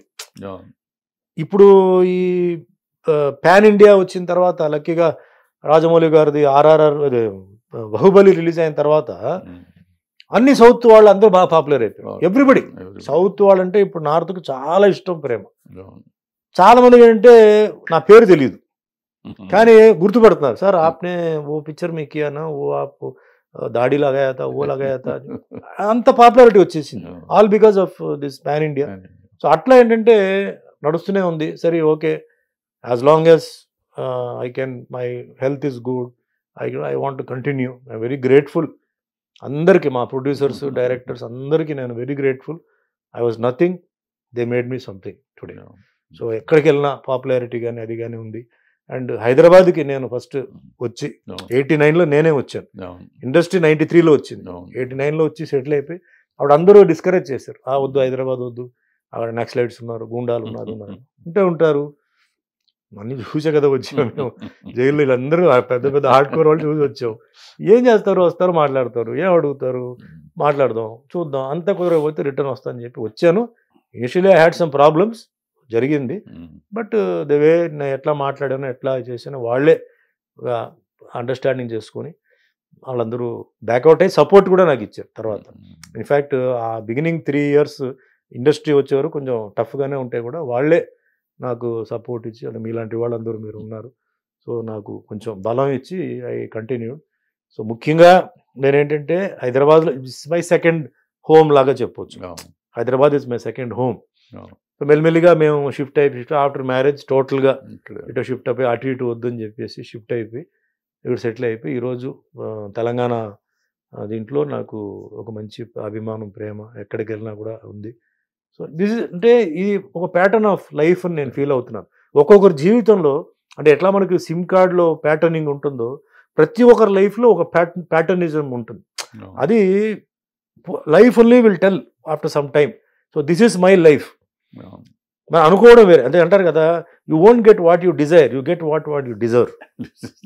This is what I deserve, but I'm happy. నేను పెద్ద లెవెల్తో కంపేర్ చేస్తే I'm unhappy, but I compare myself to ఇంకా lower people. I feel happy. I feel god has given me all this, god has given me luxury, అది ఇది ఇచ్చారు. So దీంతోనే let us continue. Ups and downs లైఫ్లో ఉంటుంది, you have to face it. Competition వస్తుంది, but how you face it, ఎట్లా మనం దాన్ని డీల్ చేయడం. ఏదో ఇండియా పాకిస్తాన్ వార్ లాగా కాకుండా ఆల్ ది ఇప్పుడు problems, these are all very simple problems. Adjustments and compromise అంటారు, తప్పదు. మనకి లైఫ్ స్మూత్గా వెళ్ళాలంటే గొడవ చేసి ఎనిమిటి కన్నా I feel adjustment compromise is better. ఇవన్నీ బాగానే ఉన్నాయి కానీ నువ్వు చెప్పి, అంటే ఈ పర్సనల్ క్వశ్చన్ ఇది, నేను 40 ఏళ్ళ నుంచి నేను చూస్తున్నాను కాబట్టి. అండ్ ఇంత దాంట్లో కూడా you have been busy all the time except ఆ 1 or 2 years జైల్ టైం తప్పిస్తే, అదర్వైజ్ అంతా బిజీగా ఉన్నాం. యూఆర్ డూయింగ్ గుడ్ ఫిలిమ్స్, పెద్ద సినిమాలు చేసాం, అన్నీ చేసాం. నీకు మిగతా డిసిప్లిన్ ఉంది కానీ ఫినాన్షియల్ డిసిప్లిన్ లేదు. ఇది పర్సనల్, నీకు నాకు సంబంధించిన విషయం అది, ప్రజలకు కాదు. కానీ ఎందుకు లేదు, ఎందుకు అంత ఇండిసిప్లిన్డ్గా ఉన్నాను ఫైనాన్షియల్గా? ఉంటే ఇంకా బాగుండేది కదా. నేను చెప్తాను మీకండి. కోర్టు కేసు జరిగేటప్పుడు ఆ టైంలో రామ్ జెత్మలాని గారికి ఒక క్యావియేట్ వేయడానికి అప్పుడు నేను చెప్పేది 60,000 ఇచ్చాం, ఓన్లీ ఒక క్యావియేట్కి. అది 3 నిమిషాలు ఆయన వచ్చింది. బట్ ఎందుకు ఆయన పెట్టాల్సి వచ్చిందంటే, ఆయన వస్తే జడ్జే కొంచెం ఇలా లేచి అలా కూర్చుంటాడు. సోలీ సురాబ్జీ, పరశురామ్, సల్మాన్ ఖుర్షిద్, మీకు తెలుసు Salman Khurshid, we had to pay a lot of money. Salman Khurshid ఆయన డబ్బు తీసుకోవాలా, కానీ అక్కడ కోర్టు వాళ్ళకి ఇవ్వడానికి వాటికంతా నేను అప్పుడు అంతవరకు సంపాదించిన డబ్బు అంతా దీనికే సరిపోయింది. మా ఎసెట్ సోకాల్డ్ అంటే మ్యాంగ్లూరులోనే ఉంటుంది తప్ప అప్పుడు చెన్నైలో లేదు. సో దాని తర్వాత నేను ఇక్కడ వచ్చినప్పుడు ఆ ఫైనాన్షియల్ ఇవన్నీ క్లియర్ చేయడానికి, అంటే ఇంట్రెస్ట్ తీసుకొని మళ్ళీ ఇంట్రెస్ట్ని కట్టడం, ఈ కట్టడం, అండ్ అప్పుడు ఇప్పుడు ఉన్నంత రెన్యుమరేషన్ లేదు. ఇప్పుడు మాట్లాడితే కోట్లే కదా, లక్షల గురించి ఎవరు మాట్లాడుతున్నారు? ఎవరు, nobody is talking about lakhs, crores. So ల్యాక్స్లో ఉంటున్న దీంట్లో కూడా ఏంటంటే, నేను ఒక సైడ్లో ఆ పాత అప్పులు పాత క్లియర్ చేయడం, కొన్ని మాకు అప్పుడు ఇండస్ట్రీ కూడా was not smooth, up and down. So అన్నిటినీ బ్యాలెన్స్ చేసుకుని పోవడంలో I could not manage. So దాని తర్వాత మ్యారేజ్ అయిన తర్వాత టోటల్ ఫైనాన్షియల్ ఇవన్నీ మా వైఫ్కి, మా అత్తగారికి ఇచ్చి చూసుకోమని చెప్పాను. ఆ టైంలో కూడా నాకేంటంటే, నాకు అంత నేను ఎక్స్పెక్ట్ చేసిన అమౌంట్స్ కూడా నాకు రాలా. లక్కీగా ఏంటంటే నాకు కొన్ని ల్యాండ్ కొంచెం కొన్నాను, ఇప్పుడు దానికి మంచి వాల్యూ వచ్చింది అక్కడ. అలాగే సేమ్ కర్ణాటకలో కొంచెం ల్యాండ్, ఊటీలో ప్రాపర్టీ, ఎసెట్స్గా నాకు ఉంది. బట్ లిక్విడ్ క్యాష్గా నాకేంటంటే ఈ వీటికి అంటే రీపేమెంట్స్కి వీటికే సరిపోతున్నాయి తప్ప నాకు అంత ఒక స్టేజ్ నాకు రాలా. సో నేను and whatever money comes you're very careful. ఎందుకంటే ఇప్పుడు ఫ్యామిలీ డాటర్ ఉంది, అన్నీ ఉంది చెప్తున్నాను. ఒకప్పుడు అంతే, వేరే ఏది కాదు. ఆ రికవరీ టైంలో సంపాదించింది చేతికి వచ్చేది అలా వెళ్ళిపోయింది, చేతికి వచ్చి అలా వెళ్ళిపోయింది. మాకు అర్థమయ్యేది కదా, ఏంటి వస్తుంది ఎంత వస్తుంది ఏమైపోయిందో తెలియదు అనుకునేవాళ్ళు. తర్వాత ఇంకోటనే నాలో రామారావు గారిది, కృష్ణ గారిది, కృష్ణరాజు గారిది, సోమన్ బాబు గారిది అన్నీ ఇది నాకు ఉంది. అంటే కంపారిజన్ కాదు. రామారావు గారిది ఏంటంటే డిసిప్లిన్, టైమింగ్, హార్డ్ వర్క్. ఇది నాగేశ్వర గారిది అంటే కొంచెం క్లాస్గా యూజ్ చేయడం. సోహన్ బాబు గారిది అంటే ఆయన వే ఆఫ్ సర్టన్ ప్రాక్టికల్గా మాట్లాడడం. కృష్ణరాజు గారు రాయల్, ఆయనంతా ఆయన సినిమాకి ఆయన లేటుగా వస్తారు, మిగిలిన వాళ్ళు లేటుగా వస్తారు. రావడంతో ముందు చికెను మటన్ ఇవన్నీ ముందు టిఫిన్, దాని తర్వాత షూటింగ్, అది ఒక రాయల్ టైప్. నాది కొంచెం కృష్ణ గారిది కొంచెం ఆశీర్వాదాలు ఏంటంటే ప్రొడ్యూసర్స్ డైరెక్టర్స్తో కొంచెం అడ్జస్ట్మెంట్ డబ్బు విషయంలో. అంటే వాళ్ళు బాగా లేని టైంలో వాళ్ళు ఇబ్బంది పెట్టి డబ్బులు వసూలు చేయడం కానీ ఇబ్బంది పెట్టడం కానీ చేయకూడదు. ఎందుకంటే వాళ్ళు ఎంతో కష్టపడి సినిమా తీస్తున్నారు, మనల్ని పెట్టుకుని సినిమా తీస్తున్నారు. ఈ సినిమా కాకపోతే ఇంకో సినిమా వస్తుంది అన్నది నాకు కృష్ణ గారు ఆయన అలవాట్లని నాకు కొంచెం అలా వచ్చింది. లాస్ట్లో డబ్బులు లేదు, సరే వెళ్ళు అని చెప్పి. లక్కీగా నేను రిపీటెడ్ ప్రొడ్యూసర్స్ నాకు ఉన్నారు. నేను చేసిన దీనికి సినిమా లేనప్పుడు నాకు సినిమాలు ఇచ్చారు. అలాగే డైరెక్టర్స్ నేను గర్వంగా చెప్పొచ్చు, ఈరోజు minimum 5 times they have repeated. ఒక డైరెక్టర్ ఒక యాక్టర్తో రిపీట్ చేస్తున్నాడంటే ఎందుకు రిపీట్ చేస్తాడని మీరు చెప్పండి. Because they like behaviour, discipline, అది ఇది ప్లస్ యాక్టింగ్. ఓకే, అవన్నీ వేరే విషయం. బట్ ఇలా చాలామంది ఉన్నారు. బట్ మళ్ళీ సుమన్తో చేద్దామంటే కొన్ని క్వాలిటీస్ ఉండడంతో ప్లస్ మెయిన్ ప్రొడ్యూసర్కి ఏంటంటే అడ్జస్ట్మెంట్. అట్లా నాకు కొంచెం కొన్ని ప్రొడ్యూసర్స్ దగ్గర నాకు కొంచెం డబ్బులు నేను వదులుకున్నాను. నేను దాని గురించి ఏమి ఫీల్ అవ్వట్లేదు. నాకు ప్రొడ్యూసర్, ఎందుకంటే ప్రొడ్యూసర్ అన్నవాడు ఆఖరికి నాకు తెలుసు పెళ్ళం తాళి కూడా తాకట్టు పెట్టి కూడా షూటింగ్ చేసిన వాళ్ళు కూడా నాకు తెలుసు. సో అది నేను మైండ్, నా మదర్ ఎప్పుడు కొంచెం మారల్ ఎథిక్స్ నీకు ఎప్పుడు ఉండాలిరా, మిగిలిన వాళ్ళలాగా కాదు, డోంట్ బీ పక్కా బిజినెస్ మ్యాన్, అది నీకు ఫ్యూచర్లో నీకు హెల్ప్ అవుతుంది. కొన్ని విషయాలు చాలా మా మదర్ చెప్పిందంతే నాకు ఇప్పుడు వర్కౌట్ అవుతుంది. నువ్వు ఏదైతే ఇలాంటి విషయాల్లో నువ్వు చేయి, నీకు జీవితంలో నీకు ఎక్కడి నుంచో ఒక హెల్ప్ చేస్తాడు. 10 మందిలో 9 మంది నీకు చేయకపోయినా ఒకడు ఉంటాడు, నీ కరెక్ట్ టైంకి వాడు హెల్ప్ చేస్తాడు లైఫ్లో అన్నారు. అలాగే జరుగుతున్నాయి. నేను ఏమీ లేదు, ఖాళీగా ఉంది, ఏం చేయాలి ఇప్పుడు ఎట్లంటే ఎవడో వస్తాడు, సార్ నేను సినిమా తీయాలనుకున్నాను సార్, మీకు ఈ క్యారెక్టర్ ఉంది, ఇది ఉంది అంటాడు. ఇంత డబ్బులు 100 రూపాయలు అడిగితే 100 లేదు సార్, 50 ఉన్నాడు, సరే ఓకే. సో అట్లా నాకేంటంటే అంటే నా వే ఆఫ్ థింకింగ్ ఆ టైప్. అంటే మా ఇప్పుడు శివాజీ గణేషన్, ఎంజీఆర్ గారు వేరే. ఎంజీఆర్ గారి దగ్గర నేను తీసుకుంది ఏంటంటే నథింగ్ ఈజ్ ఇంపాసిబుల్. ఒక Malayali, born in Sri Lanka, came as a tea boy, then as a fighter, దాని తర్వాత 35th year he becomes a hero. Next non local becoming a CM of the state and he ruled. ఆయన ఆయనే అసలు ఎందుకు, రామారావు గారు కూడా ఆయన దగ్గర కదా నేర్చుకుందని. యాక్టర్ టర్న్డ్ సీఎం అంటే ఎంజీఆర్, ఎన్టీఆర్ ఇద్దరే, మిగతా వాళ్ళు లేరు సక్సెస్ఫుల్. అతనిది ఆయన వే ఆఫ్ ఇది. నేను శివాజీ గణేషన్ బ్రహ్మాండమైన actor, but zero politician. Politics he was zero, but beautiful. దాని తర్వాత నాకు నెక్స్ట్ ఏంటంటే నాకు ఆ టైంలో నాకు మలయాళం ప్రేమ్ నజీర్, కన్నడ రాజ్ కుమార్, వీళ్ళ కొన్ని ఇన్స్పిరేషన్. తెలుగు ఫీల్డ్కి వచ్చిన తర్వాత అప్పుడు 1 by 1 మెయిన్ రామారావు గారిది. అంటే ఆయన అప్పుడు పాలిటిక్స్కి వచ్చారు. 82 he came in to politics. So ఆయన సినిమాలు చూడడం, అంటే పెర్ఫార్మెన్స్కి, యాక్టింగ్, ఆయన సాంగ్స్, అది ఏంటి ఎన్టీఆర్ అంటే ఏంటి ఇంత పాపులర్, ఏంటి ఏం చేశారు ఆయన క్యాసెట్స్ రూపంలో చూసా. అలా చూస్తే పాలిటిక్స్లో ఆయన ఎట్లా చేశారు, ఎట్లా ఆయన వే స్ట్రాటజీ చేశారు. మిగిలిన వాళ్ళందరి దగ్గర ఆ మంచి పర్సనల్ వాళ్ళతో నేను యాక్ట్ చేశాను లక్కీగా. రామారావు గారితో చేయలేకపోయాను, బట్ నాగేశ్వర గారితో, కృష్ణ గారితో, కృష్ణరాజు చేసినప్పుడు వాళ్ళతో ఇంటరాక్షన్లో వాళ్ళు కూడా ఎన్నో కష్టాలు పడి వాళ్ళు ఎట్లా వాళ్ళు లైఫ్ని వాళ్ళు నిలబెట్టారు, ఎట్లా వాళ్ళది కూడా ఇట్ వాజ్ నాట్ ఈజీ. చాలా వాళ్ళు కింద మీద పడి వాళ్ళు ఆ లెవెల్కి వచ్చారు. సో వాళ్ళ దగ్గర కొన్ని విషయాలు తీసుకొని ఇప్పుడు మనం ఉన్న జనరేషన్కి దాన్ని ఎట్లా ఇంజెక్ట్ చేసి మనం ఎలా ఉండని చెప్పి వాళ్ళే నాకు ఇన్స్పిరేషన్. అండ్ సోహన్ బాబు గారు డాక్టర్ మృదుల గారు మా మదర్ స్టూడెంట్. సో అట్లా కొంచెం మాకేంటంటే ఆయనతో కొంచెం క్లోజ్నెస్. కృష్ణ గారు డాక్టర్ పద్మావతి గారు కూడా మా మదర్ స్టూడెంట్. సో అట్లా కొంచెం ఏంటంటే కొంచెం క్లోజ్నెస్, ఆయన దగ్గర అన్ని కొంచెం అడ్వైస్ తీసుకోవడం అని. సోహన్ బాబు గారు అయితే వెరీ గుడ్ ఫినాన్షియల్ అడ్వైజర్. ఆయన ఫినాన్షియల్ అడ్వైస్ బ్రహ్మాండంగా ఉంటుంది. అంటే అప్పుడే ఆయన ఏంటంటే ఐ థింక్ సగం మెడ్రాస్ కొనేసాడు అప్పుడే. ఆ భూమి రేపు అంత వెళ్తుందనే విషయం మరి ఆయనకి ఎట్లా జోష్యం తెలుస్తుందో తెలియదు, మొత్తం ఆయన చేశారు. సరే కృష్ణరాజు గారు ఏంటంటే ఉన్నప్పుడు కదా మనం ఎంజాయ్ చేయాలి, లైఫ్ మనం ఎంజాయ్ చేయాలి, సంపాదించుకోవాలి కానీ ఎంజాయ్ చేయాలి, ఇది ఒక టైప్. కృష్ణ గారిది నేను చెప్పినట్టు ఈ మాదిరిగా.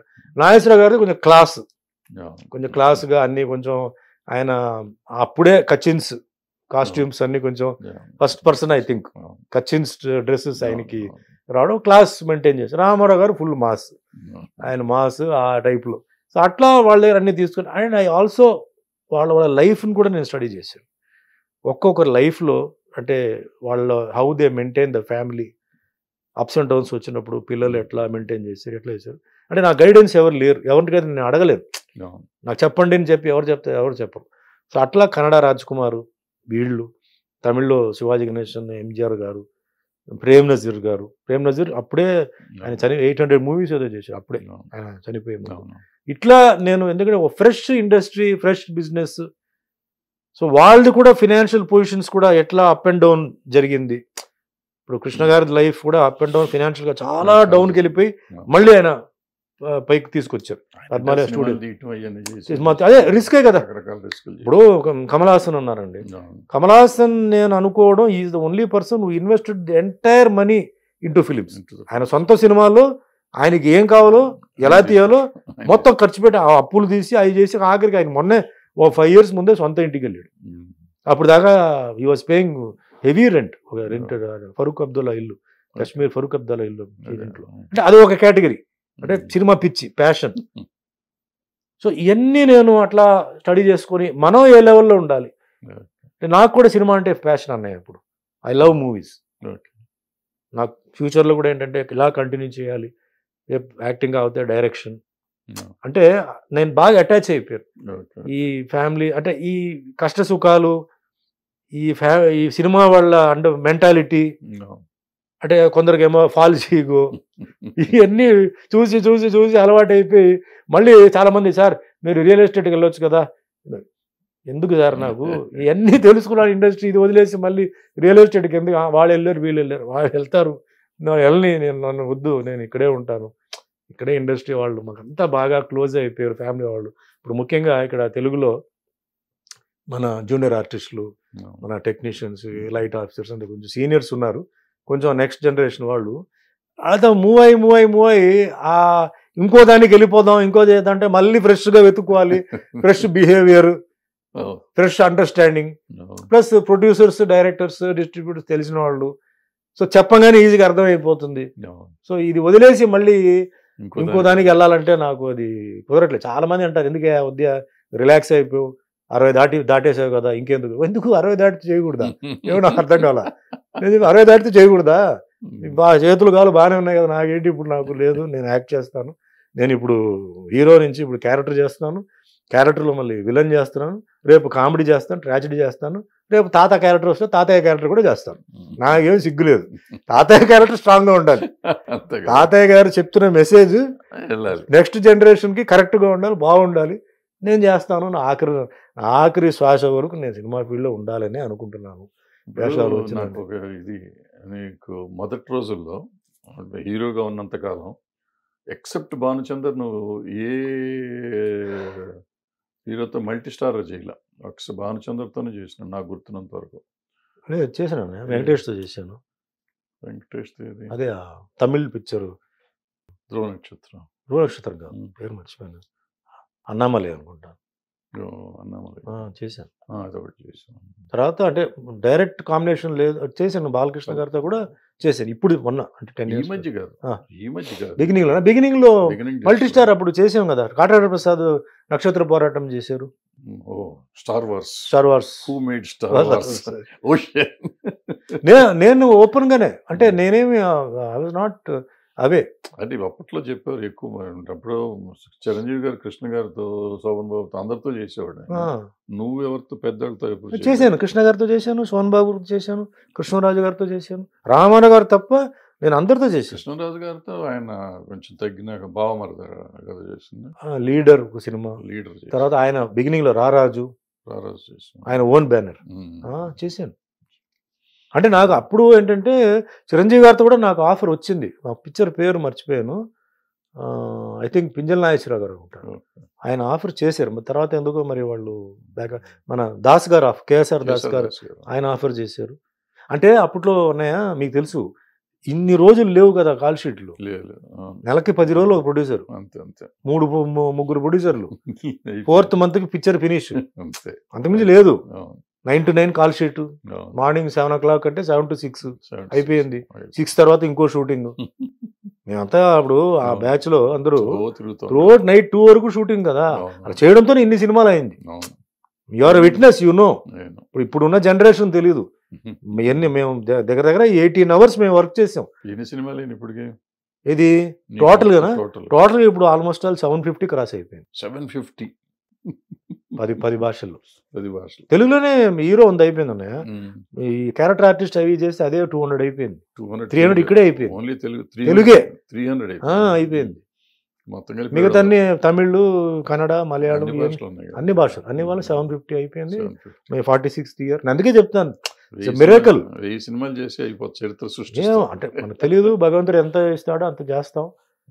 అండ్ టైం ఉంది. అదే నేనుంది ఇప్పుడు మనం ఏజ్కి తగ్గ మనం క్యారెక్టర్ మార్చుకొని we can't do something ఊరికే దాన్ని చేయడం, ఇట్స్ స్టూపిడిటీ. అది what people are accepting, what people want, అదే మేము ఇవ్వాలి.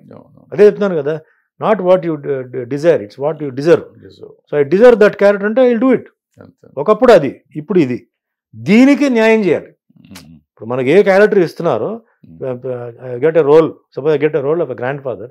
ఆ గ్రాండ్ ఫాదర్స్ ఏంటి, how is their mentality, what is there way of behaviour, అది కరెక్ట్గా చేయాలి.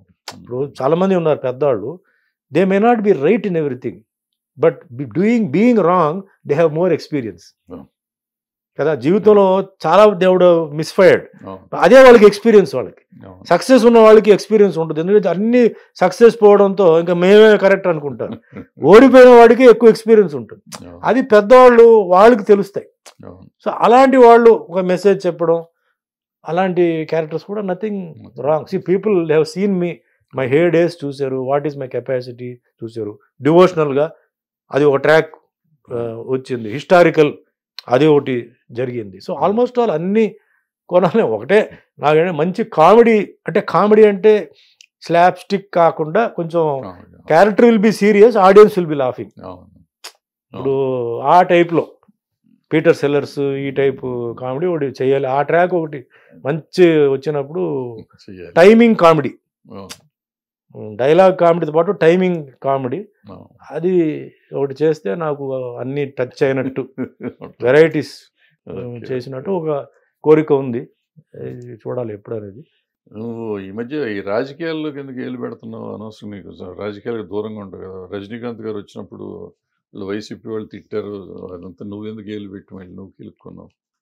నిజంగా నాకు రాజకీయాల్లో నాకు ముందు నుంచి ఇంట్రెస్ట్ లేదు. కానీ ఫస్ట్ నన్ను పాలిటిక్స్లో తీసుకెళ్ళి నన్ను తెలుగుదేశంలో జాయిన్ చేసింది నారా రామూర్తి నాయుడు. రామూర్తి నాయుడు నాకు బాగా క్లోజ్, తిరుపతిలో దర్శనానికి వీటికి అంతా క్లోజ్. అప్పుడు ఆ క్రైసిస్ వచ్చింది, రామారావు గారిది క్రైసిస్ వచ్చింది. అప్పుడు అన్నయ్య మీరు వచ్చి బాబు గారికి సపోర్ట్ చేయాలి, మీరు టికెట్ కావాలంటే నేను ఇప్పిస్తాను, కానీ మీరు జాయిన్ అవ్వాలి పార్టీలో ఈ టైంలో అంటే, టికెట్ నాకు వదిలే నేను జాయిన్ అవుతాను, ఎందుకంటే బాబు గారిది అప్పుడు మంచి విజన్, ఆయన అంటే పొలిటికల్గా ఆయన వే ఆఫ్ టాకింగ్ కానీ ఆయన ఇది కానీ బాగుంది, నేను వస్తానని చెప్పి అప్పుడు టీడీపీలో నేను జాయిన్ అయ్యి క్యాన్వాసింగ్ చేశాను. క్యాన్వాసింగ్లో ఏంటంటే ఆ క్యాన్వాసింగ్ టైంలో వీళ్ళు బీజేపీతో యునైట్ అయ్యారు అప్పుడు, వాజ్పేయి గారు టైంలో. సో బీజేపీ కూడా చేయాల్సి వచ్చింది. సో అటు బీజేపీ పార్టీలో కూడా నేను I had to take a membership. So అటు బీజేపీ వాళ్ళకి పార్లమెంట్ దొరికింది, వీళ్ళకేమో అసెంబ్లీ సైడ్. అట్లా కోయంబత్తూరు, కర్ణాటక అవన్నీ చేశాను. కొన్ని గెలిచారు, కొన్ని ఓడిపోయారు, కొన్ని దీంట్లో మళ్ళీ వాళ్ళ డిస్ప్యూట్ వచ్చేసి మళ్ళీ వాళ్ళు సపరేట్ అయిపోయారు. దాని తర్వాత చాలామంది ఏంటంటే కాంగ్రెస్లో ఎందుకు జాయిన్ అవ్వకూడదు అన్నారు. సార్ నేను ఏదో అట్లా జాయిన్ అయ్యి మరి బయటికి పోయి ఈ జంపింగ్ ఫ్రాగ్ లాగా కాదండి, నాకు అప్పుడు ఆఫర్ వచ్చింది, నేను వెళ్ళాను, జాయిన్ అయ్యి నేను చేశాను, అంతే అయిపోయిందండి, ఇంకా ఐఎమ్ నాట్ ఇంట్రెస్టెడ్ అని చెప్పి I didn't join in Congress. దాంతో అయిపోయింది. అండ్ పొలిటికల్గా Chandrababu Naidu was my guru, he taught me politics, what is politics, ఎలా మాట్లాడాలి, ఏం చేయాలి, ఆల్ దట్ అయిపోయింది, ఫినిష్. దెన్ లేటర్ బీజేపీ వాళ్ళు అడిగారు, why don't you come and join అంటే, లేదండి నాకు ఈ షూటింగ్స్ అవి ఇవి నాకు కుదరట్లేదు, సో ఏమనుకోదండి, నేను రావట్లేదు, దూరంగానే ఉన్నాను. మళ్ళీ ఇక్కడ ఎప్పుడైతే ఇక్కడ బైఫర్కేషన్ తెలంగాణ ఇష్యూ ఇవి వచ్చిందో, నేను అప్పుడు కరాటే ఫంక్షన్స్కి తిరుగుతుంటాను, ఆదిలాబాద్ ఆ ఎండ్ వరకు తిరుగుతుంటాను, పోతుంటాను. సో నాకు అప్పుడు ఫీల్ అయింది ఏంటంటే Telangana people were little let down, వాళ్ళకి నిజంగా వాళ్ళు ఉండాల్సిన చోట్ల కొందరు లేరు. దీనికి పరిష్కారం ఏంటంటే ఇన్ని సంవత్సరాలు చేస్తున్నారు, సో ఎవరో ఒకరు రావాలి, ఏదో చేయాలన్న టైంకి కేసీఆర్ గారు రావడం, ఈ ఉద్యమం స్టార్ట్ చేయడం, దీన్ని వచ్చినప్పుడు నేను అప్పుడు అవుట్ రైట్గా నేను తెలంగాణకి I was the only person who supported Telangana bifurcation కావాలి అని చెప్పేసి చేశాను. But I didn't join the party. KCR గారికి సపోర్ట్ చేశాను, బైఫర్కేషన్ సపోర్ట్ చేశాను. బైఫర్కేషన్ వల్ల ఏమిటి లాభాలు, పరిస్థితి తెలంగాణ వాళ్ళకి ఏమొస్తుంది, ఆంధ్ర వాళ్ళకి ఏమొస్తుంది, సెపరేట్ అయితే ఆంధ్ర వాళ్ళకి ఆంధ్ర డెవలప్ అవుతుంది. మొన్నటిదాకా ఏంటంటే తెలుగు ఆంధ్ర వాళ్ళందరూ వచ్చి హైదరాబాద్లో ఇన్వెస్ట్ చేశారు తెలంగాణలో, but Andhra was let down. MP and MLA అది డెవలప్ చేయడం మానేసి వాళ్ళు వచ్చి ఇక్కడ పెట్టారండి. సో ఆటోమేటిక్గా డివిజన్ అయ్యేటప్పుడు అది ఆటోమేటిక్గా పెరుగుతుంది, వాళ్ళు అక్కడ లోకల్ వాళ్ళకి ఉద్యోగాలు, చదువు, కాలేజ్ అవి వస్తాయి, ఇటు వీళ్ళు హ్యాపీగా ఉంటారు, వీళ్ళ పదవేలు వస్తాయని చెప్పేసి గట్టిగా అప్పుడు క్యాన్వస్ చేశాను. కాంగ్రెస్ ఇస్తారని చెప్పి అనుకోలే, బట్ సోనియా గాంధీ ఆవిడ పాపం ఇచ్చారు. So thanks to Sonia Gandhi garu and KCR garu, of course ఈ form the government and everything went on well. దీంట్లో నేను పాలిటిక్స్కి మటుకు నేను వెళ్ళా. తర్వాత బై ఎలక్షన్ కానీ వాటికి my only intention was that Telangana should be formed. So వాటికి నా support, because why I again telling, నేను 89 నుంచి ఇక్కడ ఉన్నాను. 89 నుంచి నాకు తెలంగాణ వాళ్ళు ప్రజలు నాకు సపోర్ట్ ఇచ్చారు. అప్పుడు తెలంగాణ వాళ్ళు చాలా రూడ్ పీపుల్, రౌడీ షూట్ అది ఇది చెప్పి లేదు, it was the other way round. వాళ్ళు నన్ను అన్నయ్యలాగా నన్ను ట్రీట్ చేసి, సొంత మనిషిలా ట్రీట్ చేసి, ఎక్కడ నాకు ఇబ్బంది పెట్టలే, love and affection. So it was my duty. That is second reason why I did it. Support చేసిన మెయిన్ రీజన్ ఏంటంటే తెలంగాణ ప్రజలు నాకు సపోర్ట్ చేసినప్పుడు ఇది కరెక్ట్ టైం. ఇప్పుడు నేను సపోర్ట్ చేయకపోతే తెలంగాణ వాళ్ళకి నేను ఎప్పుడు సపోర్ట్ చేసేది, ఇప్పుడు చెయ్యాలి. ఏ చెడ్డ పేరు ఏం వచ్చినా పర్లేదు, ఇప్పుడు నేను చెయ్యాలి, తర్వాత ఇంకో ఛాన్స్ ఉండదు. సో అప్పుడు లక్కీగా కేసీఆర్ గారు ఆయన చేయడం, బట్ ఆయన ఎప్పుడు నన్ను ఏం అడగల. కేసీఆర్ గారు నువ్వు వచ్చి చేయమని చెప్పరా, నేనే చేశాను. లక్కీగా జరిగింది. అటు కాంగ్రెస్ ఆ టైం చూసారు, ఇచ్చారు. సో అట్లా అయిపోయింది. దాని తర్వాత కూడా నేను ఏమీ పాలిటిక్స్లో ఏమీ చేయలే. కానీ నాలో ఉన్న గుణం, అది ఎలాంటి గుణం నాకు తెలియదు, కానీ చెప్తాను కదా, మారల్ ఎథిక్స్తో కొంచెం ఇంకా నాకు ఉందంటే, కొందరిని విమర్శిస్తే నాకు వేరే వాళ్ళు ఎవరైనా సరే నేను కేర్ చేయను. నేను కొంచెం ఇప్పుడు ఉదాహరణకు మీ గురించి, అంటే మీరు ముందు ఉన్నారు కానీ చెప్పాలి, మీ గురించి ఎవరైనా విమర్శిస్తే నేను దానికి ఎలా సమాధానం చెప్పాలో నేను చెప్తాను. అంటే మీ క్యారెక్టర్ వేరే, మీ మెంటాలిటీ వేరే, మీ ఐడియాలజీ వేరే. So you are right on your side. If you commit a mistake, yes, that also I will say you are wrong, what you did is wrong, it's not correct అంట. That is my way of ఇది. దాంట్లో చెడు జరగవచ్చు, మంచి జరుగుతుంది. నా మాటల్లో తప్పు లేదు, సుమన్ చెప్తే వాస్తవాలు ఉంటాయి అని దీంతో నేను నడుస్తున్నవాడు. ఎందుకంటే ఉన్నప్పుడు కాదు, పోయిన తర్వాత కూడా నా ఫ్యామిలీకి సుమన్ ఫ్యామిలీ అన్నప్పుడు ఒక నిజాయితీ మనిషి, అతను ఎప్పుడు నిజాయితీగా ఉండేవాడు, కరెక్ట్గా చెప్పేవాడు. I have to leave that name. డబ్బు ఎంత ఉంటుందో పోతుందో వేరే విషయం, ఆ పేరు అనేది ఫ్యామిలీకి ఇవ్వాలి. అంతేగాని సుమన్ ఫ్రాడ్, బేవర్షి, వాడు దొంగనాగుడుకు అని చెప్తే పాప మా ఫ్యామిలీ ఏం చేస్తారు. సో అట్లా నా కొన్ని విషయాల్లో నేను కొందరిని సపోర్ట్ చేసిన సందర్భాలు, ముఖ్యంగా రజనీకాంత్ గారు నాతో పాటు ఇండస్ట్రీలో ఆయన సీనియర్. నాకు సినిమా బిగినింగ్లోనే తీ అని చెప్పి ఒక సినిమాలో మేము బ్రదర్స్గా యాక్ట్ చేసాం, 79లో యాక్ట్ చేసాం. అప్పటి నుంచి బాగా క్లోజ్. శ్రీలంకకి వెళ్ళాం. న్యాయం మీరే చెప్పాలి సినిమాలో నేను హీరో, ఆయన గెస్ట్ రోల్ చేశారు. అప్పటికే ఆయన సూపర్ స్టార్, కానీ వచ్చి ఆయన చేశారు. సో నాకు అవన్నీ కొంచెం మనసులో ఉంది. తర్వాత మొన్న శివాజీ సినిమాలో ఫస్ట్ టైం నేను విలన్గా చేసినప్పుడు నాకు బాగా మైలేజ్ ఇచ్చారు, ఈక్వల్ క్యారెక్టర్స్ అది. ఇన్ఫ్యాక్ట్ ఓ 10% ఆయనకన్నా నాకు ఎక్కువగానే నేమ్ వచ్చింది, అవార్డు వచ్చింది, తమిళనాడు గవర్నమెంట్ అవార్డు ఇచ్చింది బెస్ట్ విలన్గా. అతనంటే నాకు ఒక డిఫరెంట్ రెస్పెక్ట్, అంటే ఒక మోడర్న్ గురు. అంటే మేము చాలాసార్లు మేము మాట్లాడుతుంటాం, చేస్తుంటాం. ఆయనకి ఒక అలవాటు ఏంటంటే మందు తాగేటప్పుడు పిలుస్తాడు, కూర్చోబెడతాడు, మందు బాటిల్ పెడతాడు, 2 గ్లాస్ పెడతాడు, కోక్ ఉంటుంది, వాటర్ ఉంటుంది, మందు ఓపెన్ చేస్తాడు, పోసుకుంటాడు, నీళ్ళు ఏదో వేసుకుంటాడు, మనకు కోక్ పోస్తాడు, తాగుతాడు. నేను 2 సార్లు ఇలా జరిగినప్పుడు ఏంటంటే అతను ఏమన్నాడు, ఈ నా బాడీ నేను పాడు చేసుకుంటాను, నీ బాడీ నేను ఎందుకు పాడు చేయాలి, మాట్లాడదాం అని చెప్పి పిలిచారు, అంతేగాని నీ బాడీని పాడు చేయాలి నాకేం లేదు. అవును నాకు తెలుసు ఇది నా బాడీ, నేను స్మోక్ చేస్తాను, నా లంగ్స్ పోతాయి, నా కిడ్నీయో లివర్ పోతాయి, బట్ నేను తాగుతాను. నేనెందుకు నీ ఇది చేసి మళ్ళీ రేపు నీ ఫ్యామిలీ ఎందుకు నన్ను తిట్టాలి అంటే ఆ మెంటాలిటీ అది. అవతల వాడి గురించి ఎప్పుడూ మంచి అంటే ఆలోచించేవాడు. నాకు షూటింగ్లో కూడా శివాజీ షూటింగ్లో వచ్చేటప్పుడు కూడా చాలామంది ఆర్టిస్టులు ఉంటే, సుమన్ ఏంటి ఆర్టిస్ట్ ఏంటి సెటిల్ అయిపోయిందా, లైఫ్ ఎట్లా, ఏంటి పిల్లలు, అది ఇది అని అడిగేవారు. కొంచెం ఏదైనా ఉంటే ఎవరికి తెలియకుండా వాళ్ళని అక్కడ మండపం, అదే కళ్యాణ మండపం పిలిపించి పెళ్ళిళ్ళు చేశాడు, చదువుకి డబ్బులు ఇచ్చాడు, చేశాడు. పబ్లిసిటీ కోసం చేస్తున్న మనిషి కాదు. సో ఆయన మనస్తత్వం తెలుసు. బెంగళూరులో మేము క్లైమాక్స్ చేస్తున్నప్పుడు ఎంఎస్ రామయ్య కాలేజ్ ఉంది, టెర్రస్లో చేస్తున్నప్పుడు నా చేయి పట్టుకుని రా అని చెప్పాడు, నాతో పాటు రా అని చెప్పి, షార్ట్ రెడీ అవుతుందా అన్నాడు. వెళ్ళి పైనుంచి కింద ఒక ప్లేస్ చూపిస్తే ఒక చిన్న షాప్ లాగా ఉంది, నేను ఇక్కడే మూటలు మోసాను. నేను సాయంత్రం బస్సు కండక్టర్ పని అయిన తర్వాత నేను ఇక్కడే మూటలు మోసాను 2 అవర్స్కి, అది దేనికంటే నా డ్రింక్కి సిగరెట్ కోసం నేను ఇక్కడే చేసేవాడు అన్నాడు. అంటే అంత లెవెల్ ఎదిగిన తర్వాత కూడా గతాన్ని మర్చిపోకుండా ఓపెన్గా, అంటే అందరికి చెప్పడైనా అలాంటి వాళ్ళకి చెప్పాడు. అతనంటే నాకు గౌరవం. అండ్ శివాజీ సినిమా డబ్బింగ్ జరిగేటప్పుడు నైట్ 11:30, 12కి మా ఇంటికి ఫోన్ చేసి, ఇప్పుడే డబ్బింగ్ అయింది సుమన్, నీ రీల్ చూశాను, అద్భుతంగా చేసావు, ఆ సీన్లో నువ్వే మార్కులు కొడతావు, బ్రహ్మాండంగా వచ్చింది అని చెప్పి శంకర్ గారు డైరెక్టర్ దగ్గర కూడా చెప్పాడు, సుమన్ నా కోసం ఈ సినిమా చేస్తున్నాడు విలన్గా, ఎందుకంటే ఆయన చేయలేదు, ఆయనకి మంచి పేరు రావాలి అని చెప్పి. అక్కడ స్పాట్లో కూడా కొన్ని ఏదైనా మంచి సీన్ చేస్తే నేను వచ్చి మానిటర్ దగ్గర కూర్చుంటే భుజం మీద చేయి తట్టి, శభాష్ బ్రహ్మాండంగా చేసేవారు, తినేసేవి ఈ సీన్ అని చెప్పారు. అంటే ఎందుకంటే ఆయనకి ఇన్సెక్యూరిటీ ఫీలింగ్ లేదు, ఆయన పొజిషన్ లెవెల్ వెళ్ళిపోయింది, ఎక్కడికో వెళ్ళిపోయింది, ఎవడో వచ్చి నా పొజిషన్ లాక్కుంటాడు. కానీ జోక్గా మట్టుకి బ్రేక్ టైంలో ఏదైనా టచ్అప్ చేస్తుంటే, మేము బయట అవుట్డోర్లో ఆవిడ బాను మేకప్ అమ్మాయి ఉంటుంది, ఆవిడ రుద్దుతుంటుంది ఆయనకి, ఆవిడ ఆపి, ఎందుకు ఈయన నా పక్కనే ఉంటే నువ్వు నా ఎందుకు ఇవన్నీ వేస్తావు, అన్నీ ఆయనే చూస్తారు కదా, ఆయనకు ఒరిజినల్గానే ఆ రంగు ఉంది, నన్ను ఎవరు చూస్తారు, వద్దంటే లేదు నా డ్యూటీ నేను చేయను అని చెప్పి చేసి, అంటే ఆ టైప్ ఒక మనిషి. And very close, very open, very practical.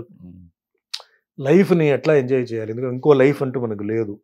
So మన డబ్బు సంపాదించుకోవాలి, కొంత ఖర్చు పెట్టాలి, కొంచెం ఎంజాయ్ చేయాలి, బట్ ఎవరిని మనం మోసం చేయకూడదు, ఎవరిని హర్ట్ చేయకూడదు, ఎవరి పట్టని మనం కొట్టకూడదు, వీలైతే హెల్ప్ చేయాలి, లేకపోతే సైలెంట్గా ఉండాలి. అండ్ ఆయనకు ఒక అలవాటు ఉందని తెలుసా మీకు, ఎవరిని రికమెండ్ చేయడు.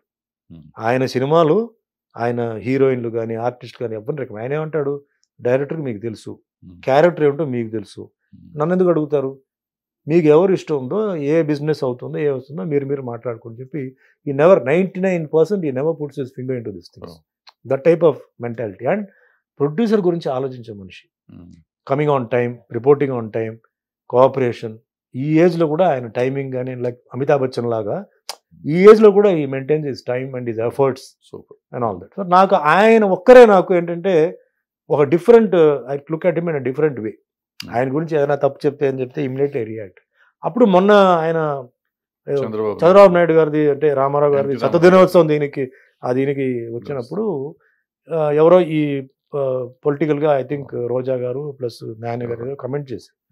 ఏదో ఆయన చెప్పింది ఏంటంటే, ఆయన చంద్రబాబు నాయుడు గారి గురించి ఏంటంటే ఆయన మంచి అడ్మినిస్ట్రేటర్, మంచి సీఎం అన్నాడు, రామారావు గురించి అని అన్నాడు, విచ్ ఇస్ ఎ ఫ్యాక్ట్ కదా. Who can say that Chandrababu Naidu is a bad administrator? ఈరోజు మోడర్న్ హైదరాబాద్ ఉందంటే అసలు స్కెచ్ వేసింది ఎవరంటే చంద్రబాబు నాయుడే కదా. ఆయన వేయడంతోనే మోడర్న్ హైదరాబాద్ తయారైంది.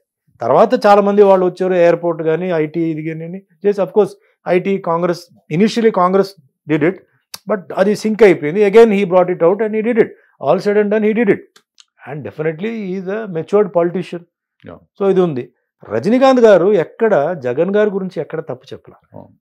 He never commented on him. No. So why should you comment on Chandrababu Naidu? No. I mean on Rajinikanth. Rajinikanth. So I said it's wrong. అవును. రజనీకాంత్ గారు ఈ ఏజ్లో ఈ సీనియర్, ఇమేజ్లో ఈ సీనియర్, లైఫ్ ఎంతో లైఫ్ చేశారు. అండ్ నాకు తెలిసిన వరకు 200% వాస్తవాలే మాట్లాడతాడు. అవును. చంద్రబాబు నాయుడు చెడు చేస్తే చంద్రబాబు నాయుడు తిడతాడు అతను. ఇదే రజనీకాంత్ చంద్రబాబు నాయుడు తిడతాడు, వదలడు.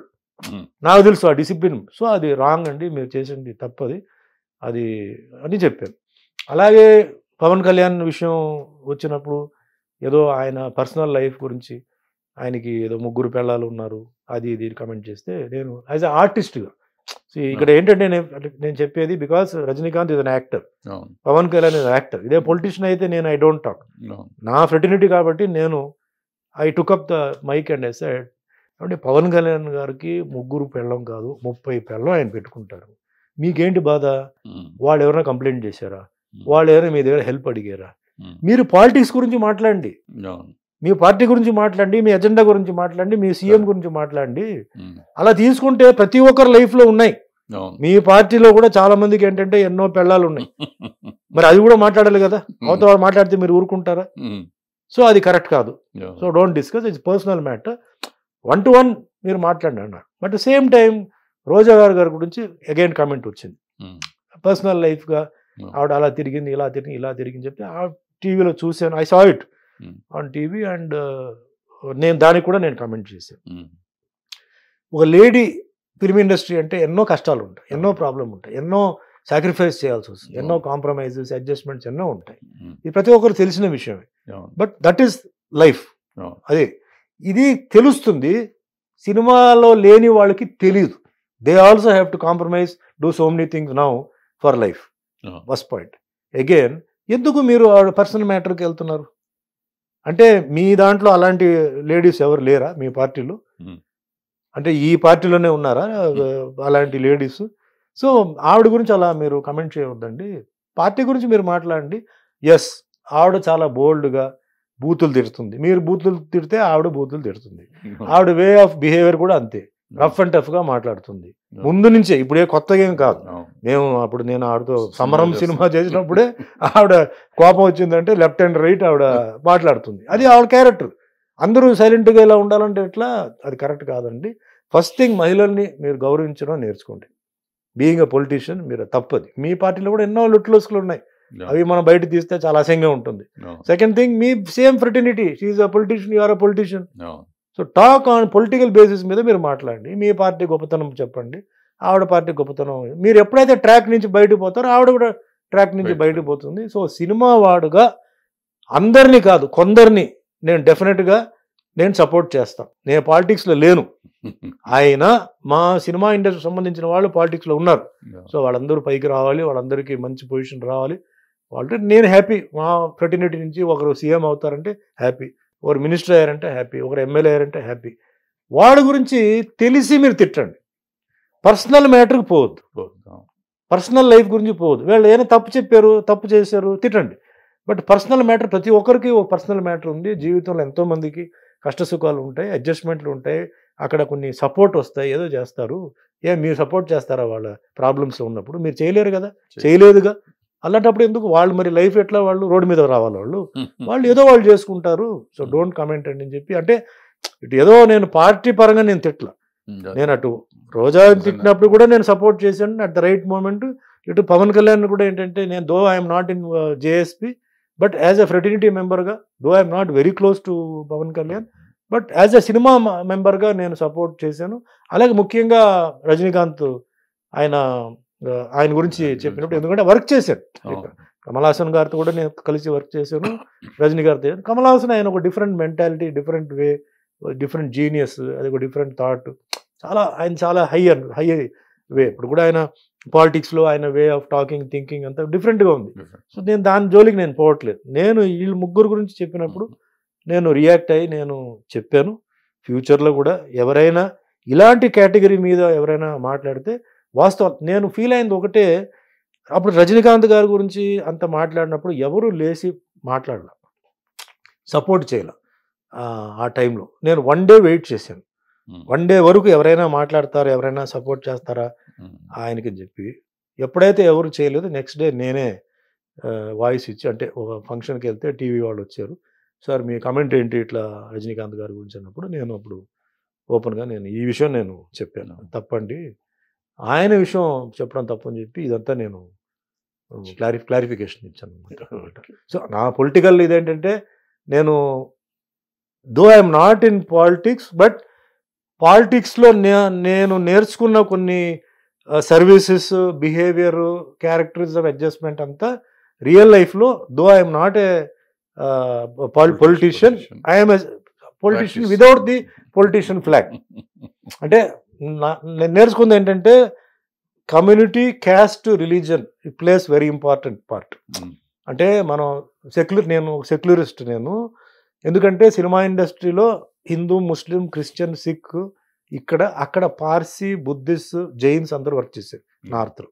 సో నాకు అందరు కావాలి. అంటే ఒక లైట్ మ్యాన్ ఉన్నాడు, ఆయన మంచి లైట్ వేసాడు, నా ఫేస్ అందంగా తెలిసింది. అతను ఏ కమ్యూనిటీ, ఏ క్యాస్ట్ నేను అడగలేదు కదా, అతను కూడా నేను ఏ కమ్యూనిటీ, ఏ క్యాస్ట్ అడగల. సో నాకు అందరూ కావాలి. సో నాకేంటంటే సెక్యులరిస్టిక్ ఫీలింగ్ మీద నేను నిన్న కూడా ఒక ఫంక్షన్లో మెయిన్గా ఇక్కడ ప్రాబ్లం వచ్చేది మన Hindu and Muslim conflict. So మంచి వాళ్ళు ఉన్నారు, చెడ్డవాళ్ళు ఉన్నారు. నేను మొన్న దుబాయ్కి ఒక 2 వీక్స్ బ్యాక్ వెళ్ళాను. దుబాయ్ ఎయిర్పోర్ట్లో దిగి నేను వెయిట్ చేస్తున్నాను, మా ఫ్రెండ్ ఆయన టీఎంసీ బ్యాంకు చైర్మన్ చంద్రశేఖర్ ఏదో షాపింగ్కి వెళ్ళారు. ఓ 10 మంది అబ్బాయిలు, అమ్మాయిలు వచ్చారు, ఫోటోలు తీసుకున్నారు. So we want take photo with you, okay అని చెప్పాను. హమ్ ఆప్కా పిక్చర్ దేఖా హై, బహుత్ అచ్చా హై సార్, గబ్బర్ ఇస్ బ్యాక్ దేఖా, ఓకే ఓకే. సో చెప్పి నేను ఫైనల్ షేక్ హ్యాండ్ ఇచ్చి, आप कहाँ सर, हम पाकिस्तान से आ रहे हैं सर, पाकिस्तानी हैं. నేను చెప్పాను, पाकिस्तान आप पिक्चर हमारा पिक्चर, हाँ सर अभी बहुत अच्छा है, साउथ का ऐसा बहुत बढ़िया है सर, आपका एक्टिंग बहुत मस्त है, वो పోలీస్ ఆఫీసర్ అది అన్నాడు. నేను అప్పుడు మనసులో అనుకున్నాను, పాకిస్తాన్ వాళ్ళు మనం అనుకోవడం శత్రువులను అనుకుంటున్నాం, వీళ్ళేమో సినిమాలు చూసి అప్డేట్ చెప్తున్నారు, మనం ఏదో ఫూల్స్ లాగా మనం ఉన్నాము. ఒక కేటగిరీ ఉంది, అది వాళ్ళ గొడవలు వాళ్ళు చేసుకుంటారు ఉంటారు. మనం ఫ్యూచర్ జనరేషన్ ఎందుకు మనం అదే డ్రైవ్లో తీసుకెళ్ళాలి, మనం సెటిల్ చేసి స్మూత్గా సెటిల్ చేసుకొని ఫ్యూచర్ జనరేషన్ అందరూ కలిసి ఉండాలి. లైక్ స్పోర్ట్స్, ఇప్పుడు ఇంకోటి కూడా అడిగాను, క్రికెట్ మ్యాచ్ అన్నప్పుడు మీరు పాకిస్తాన్ వాళ్ళని తీసుకొస్తున్నారు, క్రికెట్ ఇక్కడ మ్యాచ్ జరుగుతుంది, గెలుస్తారో ఓడిపోతారో అది వేరే విషయం. మళ్ళీ ఇక్కడ మేము అంతా జూబిలెంట్గా ఉంటాం, ఓడిపోతే మనం డల్ అయిపోతాం, వాళ్ళు జూబిలెంట్గా ఉంటారు, పోతారు. మళ్ళీ వాళ్ళు వెళ్ళిపోయిన తర్వాత మళ్ళీ పాకిస్తాన్ ముర్దాబాద్, పాకిస్తాన్ ముర్దాబాద్ ఎందుకు అంటున్నారు? చాలా తప్పు అది. బార్డర్లో ఏమో మన సోల్జర్స్ అని అక్కడ కాపలా కాస్తున్నారు, వాళ్ళ పరిస్థితి ఏంటి, వాళ్ళకి మరి అవమానం జరగట్లేదా? ఒకటి ఫ్రీగా వదిలేయండి, లేదా అసలు వద్దు. మీరు అటు ఇటుగా ఆడుకోవడం చేయడం. ఇప్పుడు తమిళనాడులో కావేరీ ఇష్యూ ఉంది, మీకు తెలుసు కదా, ఎలక్షన్ టైంలో ఓపెన్ చేస్తారు, అది ఒక లాకర్లో ఉంటుంది. ఎలక్షన్ తీసి కావేరీ నాది, కావేరీ మీకు ఇంత లేవు అంటారు, గొడవ. ఇది తమిళనాడుకి కర్ణాటక వాళ్ళకి, ఆ కర్ణాటక వాళ్ళు మళ్ళీ మన తెలుగు వాళ్ళు కూడా ఉంటారు, ఇది బెంగళూరు సెటిల్ అయిన వాళ్ళు, వీళ్ళు కొట్టుకోవడం. ఎలక్షన్ అయిపోయిన తర్వాత వాళ్ళు వెళ్ళిపోతారు, ఇది మళ్ళీ తీసుకెళ్ళి ఆ లాకర్లు పెడతారు. సో అట్లా తప్పండి, మేము చేయవద్దు. మనందరూ చాలామంది అప్పుడు అనేవారంటే రేపేం జరుగుతుంది, నేనేమంటాను, 1 గంట తర్వాత ఏం జరుగుతుందో తెలియదు. ఉన్నంత వరకు కొంచెం హ్యాపీగా సంతోషంగా ఉంటారు. చెడ్డ వాళ్ళని చెడ్డ రాగానే మేము ట్రీట్ చేస్తాం. దేశాన్ని డిస్టర్బ్ చేసే వాళ్ళని కాల్చిపడేయాలి, no doubt about it. But దేశానికి హెల్ప్ చేస్తున్నవాడు, వాడు చైనా వాడు అయితే ఏంటి, పాకిస్తాన్ అయితే ఏంటి, మనకు కలిసి ఉంటున్నాం అంటే మనకు కలిసి ఉండాలి. ఎందుకంటే మనవాళ్ళు ఇప్పుడు ఏంటంటే, ఒకప్పుడు ఒకే ఊర్లో ఉన్న వాళ్ళు ఇప్పుడు ఐటీ వల్ల దేశం మొత్తం తిరుగుతున్నారు. ఇక్కడ వాళ్ళకి జాబ్ లేకపోతే వెళ్ళిపోయి డబ్బులు విపరీతంగా సంపాదించుకుంటున్నారు, విదేశాలకు వెళ్తున్నారు. అసలు దుబాయ్కి వెళ్తే మన వాళ్ళు అందరూ పాకిస్తానీ వాళ్ళతోనే తిరుగుతున్నారు, చైనీస్ ఉంటున్నారు, కలిసి ఉంటున్నారు.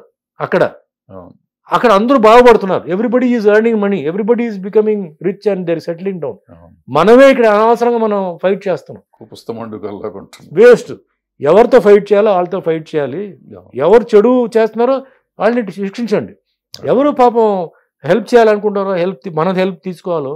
ఇప్పుడు మన cinema field, games, business, why you should start business, let everybody be happy. Rules regulations పెట్టండి. ఫారిన్ కంట్రీ ఎట్లా రూల్స్ రెగ్యులేషన్స్ పెడతారో అలాగే మీరు పెట్టండి. తప్పు చేసిన వాడికి కఠినంగా శిక్ష వేయండి. ఈ ఫీలింగ్ పోవాలి. అండ్ ఎస్పెషలీ హైదరాబాద్ అంటే మిగిలిన స్టేట్లో ముస్లిమ్స్ ఉన్నారు, కొన్ని దీంట్లో క్రిస్టియన్స్ ఎక్కువ ఉన్నారు. ఇక్కడ ఏంటంటే ఈజ్ వెరీ సెన్సిటివ్ ప్లేస్ అది. కేసీఆర్ గారు వచ్చిన తర్వాత చాలా వరకు ఆ హిందూ ముస్లిం దీన్ని కంట్రోల్ చేసి, అంటే వినాయక నిమజ్జనం టైంలో వాటిలో కంట్రోల్ చేసి, ఇప్పుడు హోమ్ మినిస్టర్ మహమ్మద్ అలీ ఆయన తీసుకొచ్చి కంట్రోల్ చేశారు. సో ఈ లోపల అండర్స్టాండింగ్ కూడా చాలా వరకు మారేది. కొంత 10% ఇంకా ఉన్నారు కొంచెం యాంటీగా అది ఇది మాట్లాడుతున్నారు. నేను ఒకటే చెప్తున్నాను, హిందూకి ఏంటంటే ముస్లిమ్స్ కావాలి. ఎట్లా అంటే బిజినెస్ కానీ, కాలేజ్ కానీ, హాస్పిటల్ కానీ, ఏదైనా కానీ వాళ్ళకి మన హిందూ వాళ్ళు వద్దా? వ్యాపారం వద్దా? మీకు వ్యాపారం ఒట్టి ముస్లిమ్స్ ఉంటే మీకు సరిపోతాయా? లేదు మీకు హాస్పిటల్ ట్రీట్మెంట్ ఓన్లీ మీ ముస్లిమ్సే ఉన్నారు డాక్టర్స్ అంటే, సపోజ్ హిందూ డాక్టర్ ఉన్నాడు, ఎక్స్పర్ట్, అతను సమ్ సర్జరీ ఉంది, మీరు చేయరా వచ్చి? దానికి మటుకు వచ్చి మీరు చేస్తారు, మళ్ళీ లేచిన తర్వాత మళ్ళీ ఏమో మీరు అంటారా? ఆ మెంటాలిటీ చేంజ్ చేయండి. మనందరూ కలిసి ఉండాలి. కొన్ని కల్చర్ మీది మాకు సూటబుల్, మేము తీసుకుంటాం. మా కల్చర్ కొన్ని అడ్జస్ట్ చేయండి. రిలీజన్ అంటారా, అది ఫెయిత్. నేను నిన్న కూడా చెప్పాను, నాకు ఒక రిలీజన్ చూపించండి, ఆ రిలీజన్ ఫాలో చేస్తే 500 years నేను బ్రతుకుతాను, 500 years నేను ఇలాగే ఉంటాను, ఏ ఆరోగ్యం లేకుండా, ఎటువంటి ఇబ్బంది లేకుండా నాకు చెప్పండి అన్నాను. లేదుగా. మరి ఎందుకు మనం గొడవ చేయాలి? రోడ్డు మీద బిచ్చగాడు అన్ని రిలీజన్లో అందరూ ఉన్నారు, దొంగలు అన్ని రిలీజన్ అన్ని కమ్యూనిటీలో ఉన్నారు. అంటే పరిస్థితి వల్ల వాళ్ళు దొంగలు అవుతున్నారు, మర్డర్ అవుతున్నారు, చేస్తున్నారు. So why unnecessary fight for religion? Protect religion, protect community, protect the caste. అది దాని జోలికి ఎవరు వెళ్ళకూడదు. అది ఇంట్లో పెట్టుకోండి. ఇంట్లో నుంచి బయటకు వచ్చిన తర్వాత మనం అంతా ఒకటి, టోటల్గా మనం అందరూ ఒకటిగా ఉంటారు. కొన్ని కల్చర్ ఉంది. ఇప్పుడు ముస్లిం లేడీస్ డ్రెస్ వేసుకున్న బుర్కా డ్రెస్ నాకు చాలా ఇష్టం. ఎందుకంటే టోటల్లీ దే ఆర్ కవర్డ్. వాళ్ళ లోపల సన్నగా ఉన్నా లావుగా ఉన్నా కవర్డ్, ఫేస్ కూడా కవర్డ్. కావాలంటే ఓపెన్ చేయవచ్చు, లేకపోతే క్లోజ్ చేయవచ్చు. I like the way they are dressing. Nobody can comment. So అట్లా కొన్ని నాకు అడాప్టేషన్స్ ఫ్రమ్ దేర్ సైడ్ నాకు కొన్ని ఉన్నాయి. అండ్ ఐ బిలీవ్ నేను మసీదీకి వెళ్తాను, చర్చ్కి వెళ్తాను, గురుద్వారాకి వెళ్తాను, అన్నీ వెళ్తాను. ఎందుకు వెళ్తున్నాను? అక్కడ సమ్ పాజిటివ్ పవర్స్ ఉంటాయి. సో ఆ పాజిటివ్ పవర్స్ అండ్ ఇండియాలో నేను ఫీల్ అవడం, ఇండియా ఇన్ని ఇబ్బందులు ఉన్నప్పుడు కూడా ఇంత పవర్ఫుల్గా ఉందంటే maybe because of so many religions together, so many prayers going on. World compare చేసి ఈరోజు ఉక్రెయిన్ రష్యా గొడవ, ఇజ్రాయెల్ హమాస్ వాళ్ళది గొడవ, ప్యాలెస్టైన్ది, ఆఫ్ఘనిస్తాన్ తాలిబాన్ గొడవ, మొన్నటిదాకా శ్రీలంక గొడవ, ఇలా ప్రపంచంతా గొడవలు కూడా ఉన్నాయి. ఇండియా సేఫ్గా ఉంది. మనదంతా చాలా చిల్లరి గొడవలు. ఇది మనం అర్థం చేసుకొని మనం క్లియర్ చేసుకోవాలి. అండ్ పాలిటిక్స్లోనే మెయిన్ వస్తుంది ప్రాబ్లం. ఎలక్షన్ ఉన్నప్పుడు ఒక రకమైన స్పీచ్, ఒక రకమైన ఇది మాట్లాడడం, అది అయిపోయిన తర్వాత ఏమి ఉండదు. మనం అందరూ కలిసి ఉన్న వాళ్ళు దూరం అవుతున్నాం, హర్ట్ అవుతున్నాం. సో నేను రిక్వెస్ట్ చేసేది ఏంటంటే, దో I'm not in politics now, మాట్లాడినప్పుడు జాగ్రత్తగా మాట్లాడండి. చాలామంది భవిష్యత్తు దీంట్లో ఇన్వాల్వ్ అయి ఉన్నాయి. నెక్స్ట్ జనరేషన్ యూత్ చాలా వరకు మారిపోయారు. ఇదివరకులా కాదు, యూత్ మారిపోయారు. They are all joining together, they are all moving together, business అంతా చేస్తున్నారు. చాలామంది విదేశాల్లో అయితే very close, go to US and all that, everybody is together. Palestinians అందరూ ఉంటున్నారు, మెక్సికన్స్ అందరూ ఉంటున్నారు. అట్లా మనం కూడా మారాలి, బాగుండాలి. అంటే ముఖ్యంగా సుఖంగా ఉండాలి. ఈ ఇదే జెండా పెట్టుకొని, అజెండా పెట్టుకొని చేసుకొని పాపం ఆ నెక్స్ట్ జనరేషన్ దీంట్లోనే వాళ్ళని డ్రైన్ చేసి వాళ్ళని కూడా అలాగే డ్రైవ్ చేయడం తప్పది. Let us give them life. వాళ్ళు జీవితంలో పైకి రావాలి, చెయ్యాలి. అండ్ వీళ్ళు ఆల్ హైదరాబాద్కి వచ్చిన తర్వాత, దో చెన్నైలో నేను పుట్టాను, మా నేబర్ ముస్లిం పక్క ఇల్లు, వాళ్ళ ఇంట్లో అన్ని అమ్మాయిలే ఉండేవారు, నేను ఒక్కడనే అబ్బాయి. సో నాకు వాళ్ళు ఫంక్షన్స్కి పిలిచి నాకు డ్రెస్ కుట్టించి, వాళ్ళు జినాట్ టైలర్స్ అని చాలా ఫేమస్ అప్పుడు, వాళ్ళు నాకు కుట్టి నాకు చేసేవారు అంటే డ్రెస్సులు. వాళ్ళు ఫ్రైడే జుమ్మా రోజు వాళ్ళ ఇంట్లో కవాలి అన్ని పెట్టేవారు. సో ఆ కవాలిలో పోయి నేను కూర్చున్నాను, అంటే టోపీ గీపీ అని పెట్టుకుని కూర్చోవాలండి. సో అట్లా నేను పెరిగాను. అలాగే నేను స్టడీడ్ ఇన్ క్రిస్టియన్ కాన్వెంట్, అంటే చర్చ్ పార్క్ కాన్వెంట్ చెన్నైలో. సో ఆ క్రిస్టియన్ ఇన్ఫ్లుయెన్స్ ఉంది, ఆ ముస్లిం ఇన్ఫ్లుయెన్స్ ఉంది. అడాప్టేషన్తో నేను వచ్చున్నాను. ఇండస్ట్రీకి వచ్చిన తర్వాత అసలు ఆ ఫీలింగే లేదు, బికాజ్ ఈ క్రిస్టియన్స్ ఉన్నారు, ముస్లిమ్స్ ఉన్నారు, ఇక్కడ సర్దార్జీస్ వరకు ఉన్నారు. సో నాకేంటంటే ఆ సెక్యులర్ ఫీలింగ్తోనే నేను అందరితో కలవడం కానీ, మూవ్ చేయడం కానీ, మాట్లాడడం కానీ ఉంటుంది. And I want all this thing to change slowly. Peace should come. Party గురించి let us talk only about development of the state. దాని గురించి మనం మాట్లాడాలి. కానీ రిలీజన్ని తీసుకొచ్చేసి, క్యాస్ట్ని తీసుకొచ్చేసి అడ్డంగా పెట్టి అసలు మెయిన్ పాయింట్ని మనం మిస్ అవుతున్నాం. క్యాస్ట్ కమ్యూనిటీ విల్ రిమైన్, అది పోదు. అవును. 100 కాదు 1000 years it will remain. What మనం ఏం మాట్లాడాలంటే డెవలప్మెంట్ గురించి మనం మాట్లాడాలి. ఏం చేయాలి, ముందు ఏం చేయాలి, ఏం డ్యామేజ్ జరిగింది, దాన్ని ఏం చేయాలని దీని గురించి ఫోకస్ చేయాలి. కానీ ఆడ వెళ్ళిపోయే క్యాస్ట్ గురించి, గుడి గురించి, మసీది గురించి, చర్చ్ గురించి మాట్లాడడం కాదు. Who is developing the state or country. 1. Number 2, నేను తర్వాత కూడా చెప్పాను, విలేజెస్లో చాలా మంది ఉన్నారు. సాయంత్రం 5 గంటలకి మీరు చూసారంటే టీ షాప్ దగ్గర ఒక బ్యాచ్ ఉంటుంది. అంటే ఈ లూజ్ పైజామా వేసుకొని పైన కబ్బా వేసుకొని సీఎంని మనం ఎవరిని సీఎం పెడదామని ఓ డిస్కషన్ పెడతాం. చాయ్ పక్కన పెట్టుకొని వాడిని పెడదామా వీడిని పెడదాం, ఆడికి వయసు అయిపోయిందిలే, నెక్స్ట్ వీడిని పెట్టుకుంటే బెటర్ వీళ్ళు. నేను అన్నాను, ముందు మీ దీంట్లో కార్పొరేటర్ని మీరు సెలెక్ట్ చేయండి, సర్పంచ్ సెలెక్ట్ చేయండి, వాడే మీకు సీఎం. మీకు అర్ధరాత్రి మీ ఊర్లో వరదలు వచ్చినా లేదు, మీకు ఏదైనా జరిగినా హాస్పిటల్కి పోలీస్ స్టేషన్కి వెళ్ళేది ఎవరు? సర్పంచే, లేదు కార్పొరేటర్, సీఎం కాదు.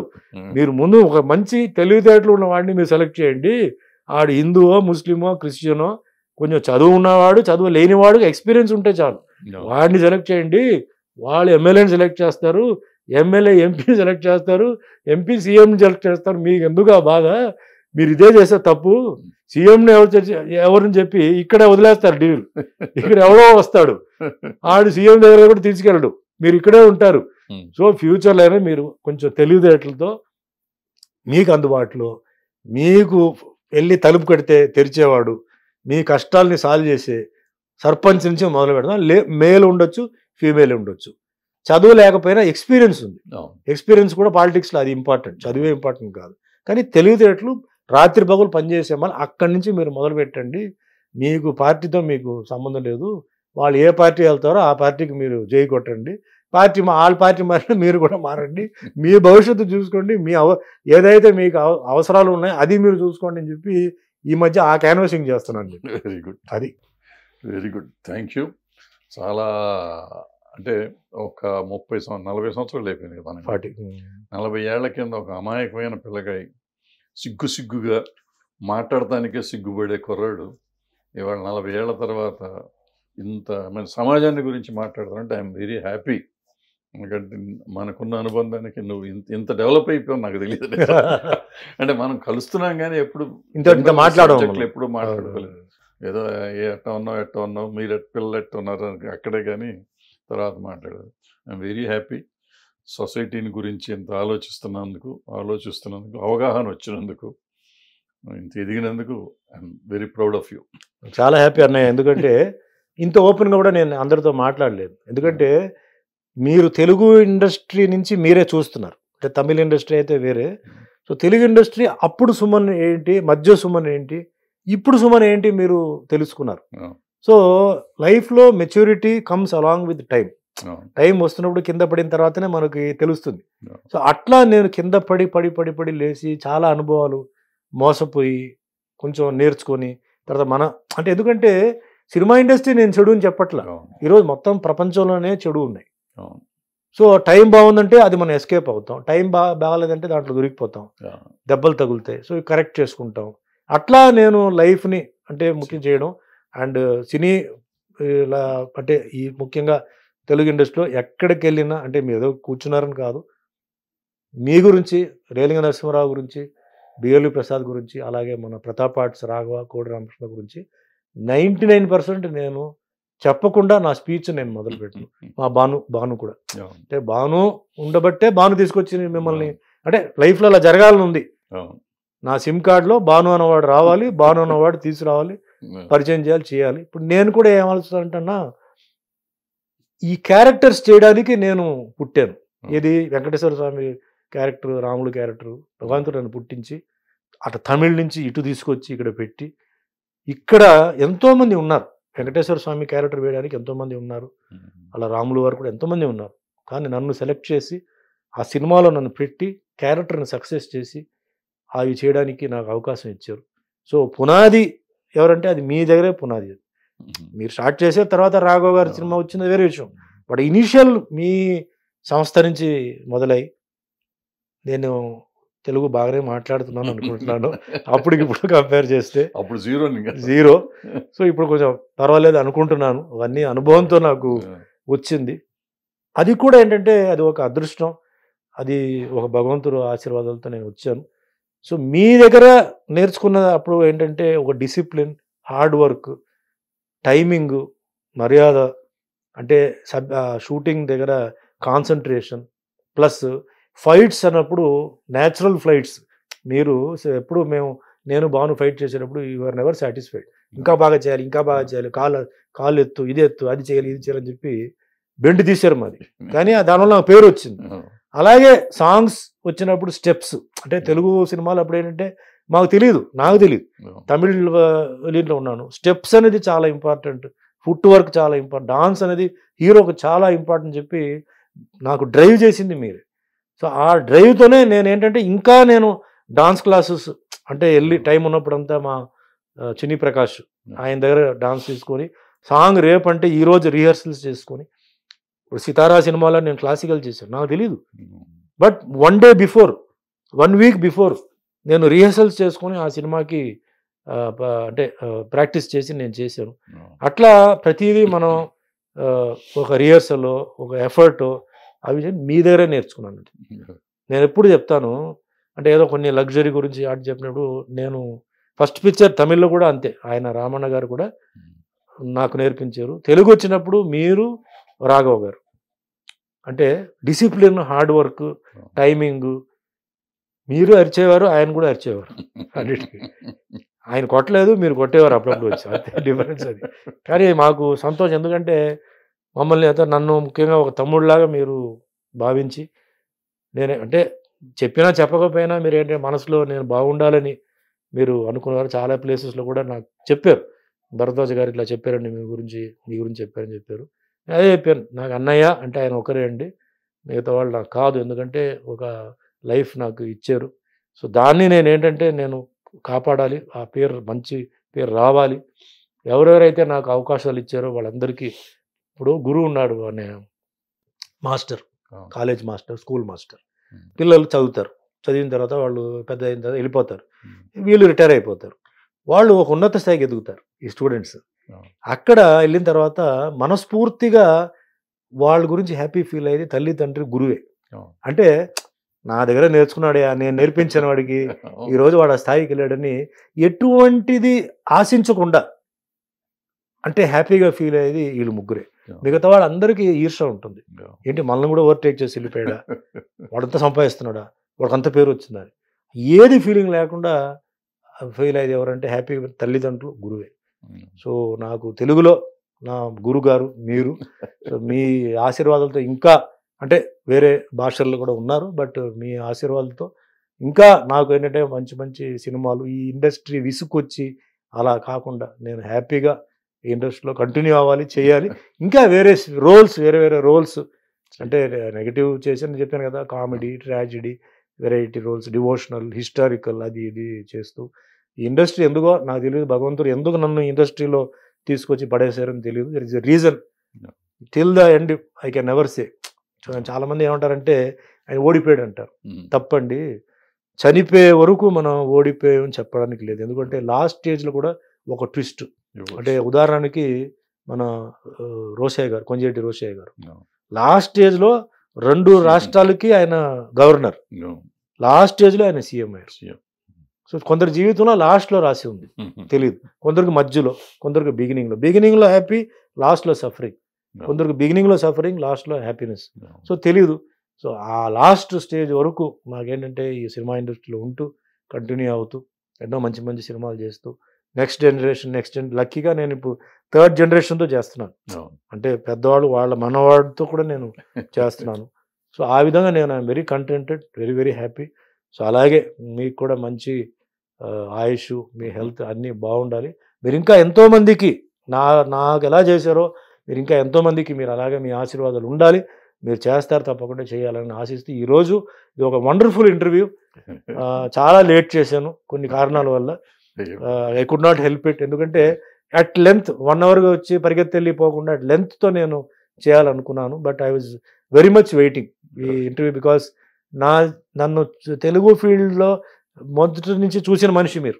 సో ఇది అబద్ధాలు ఏమి లేవు ఇక్కడ. నేను చెప్పిందని అబద్ధాలతో మీరు పట్టుకుంటారే, అబద్ధం చెప్తాను మీరు పట్టుకుంటారు. సో చెప్పిందన్నీ నిజాలు, జరిగిందన్నీ మీకు తెలుసు. చాలా విషయాలు మనం డిస్కస్ చేయాలి, ఎందుకంటే అవన్నీ తవ్వుతూ మాట్లాడడం, ఒక్కొక్కరి పేరు తీసుకురావడం వేస్ట్. ఫ్యాక్ట్స్ మీకు తెలుసు.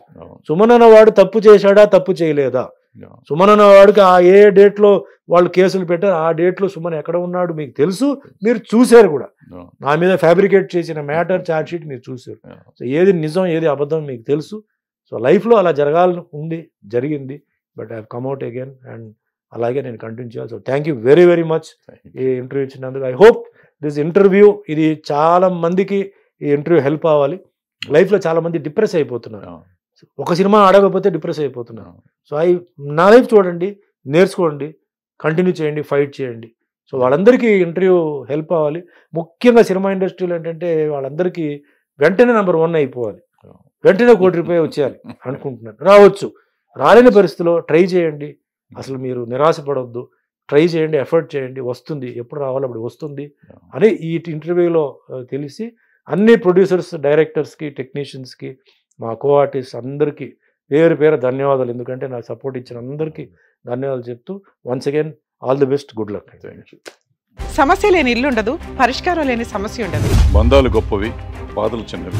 మీ సమస్యని మేము పరిష్కరిస్తాం. రండి, మాట్లాడుకుందాం.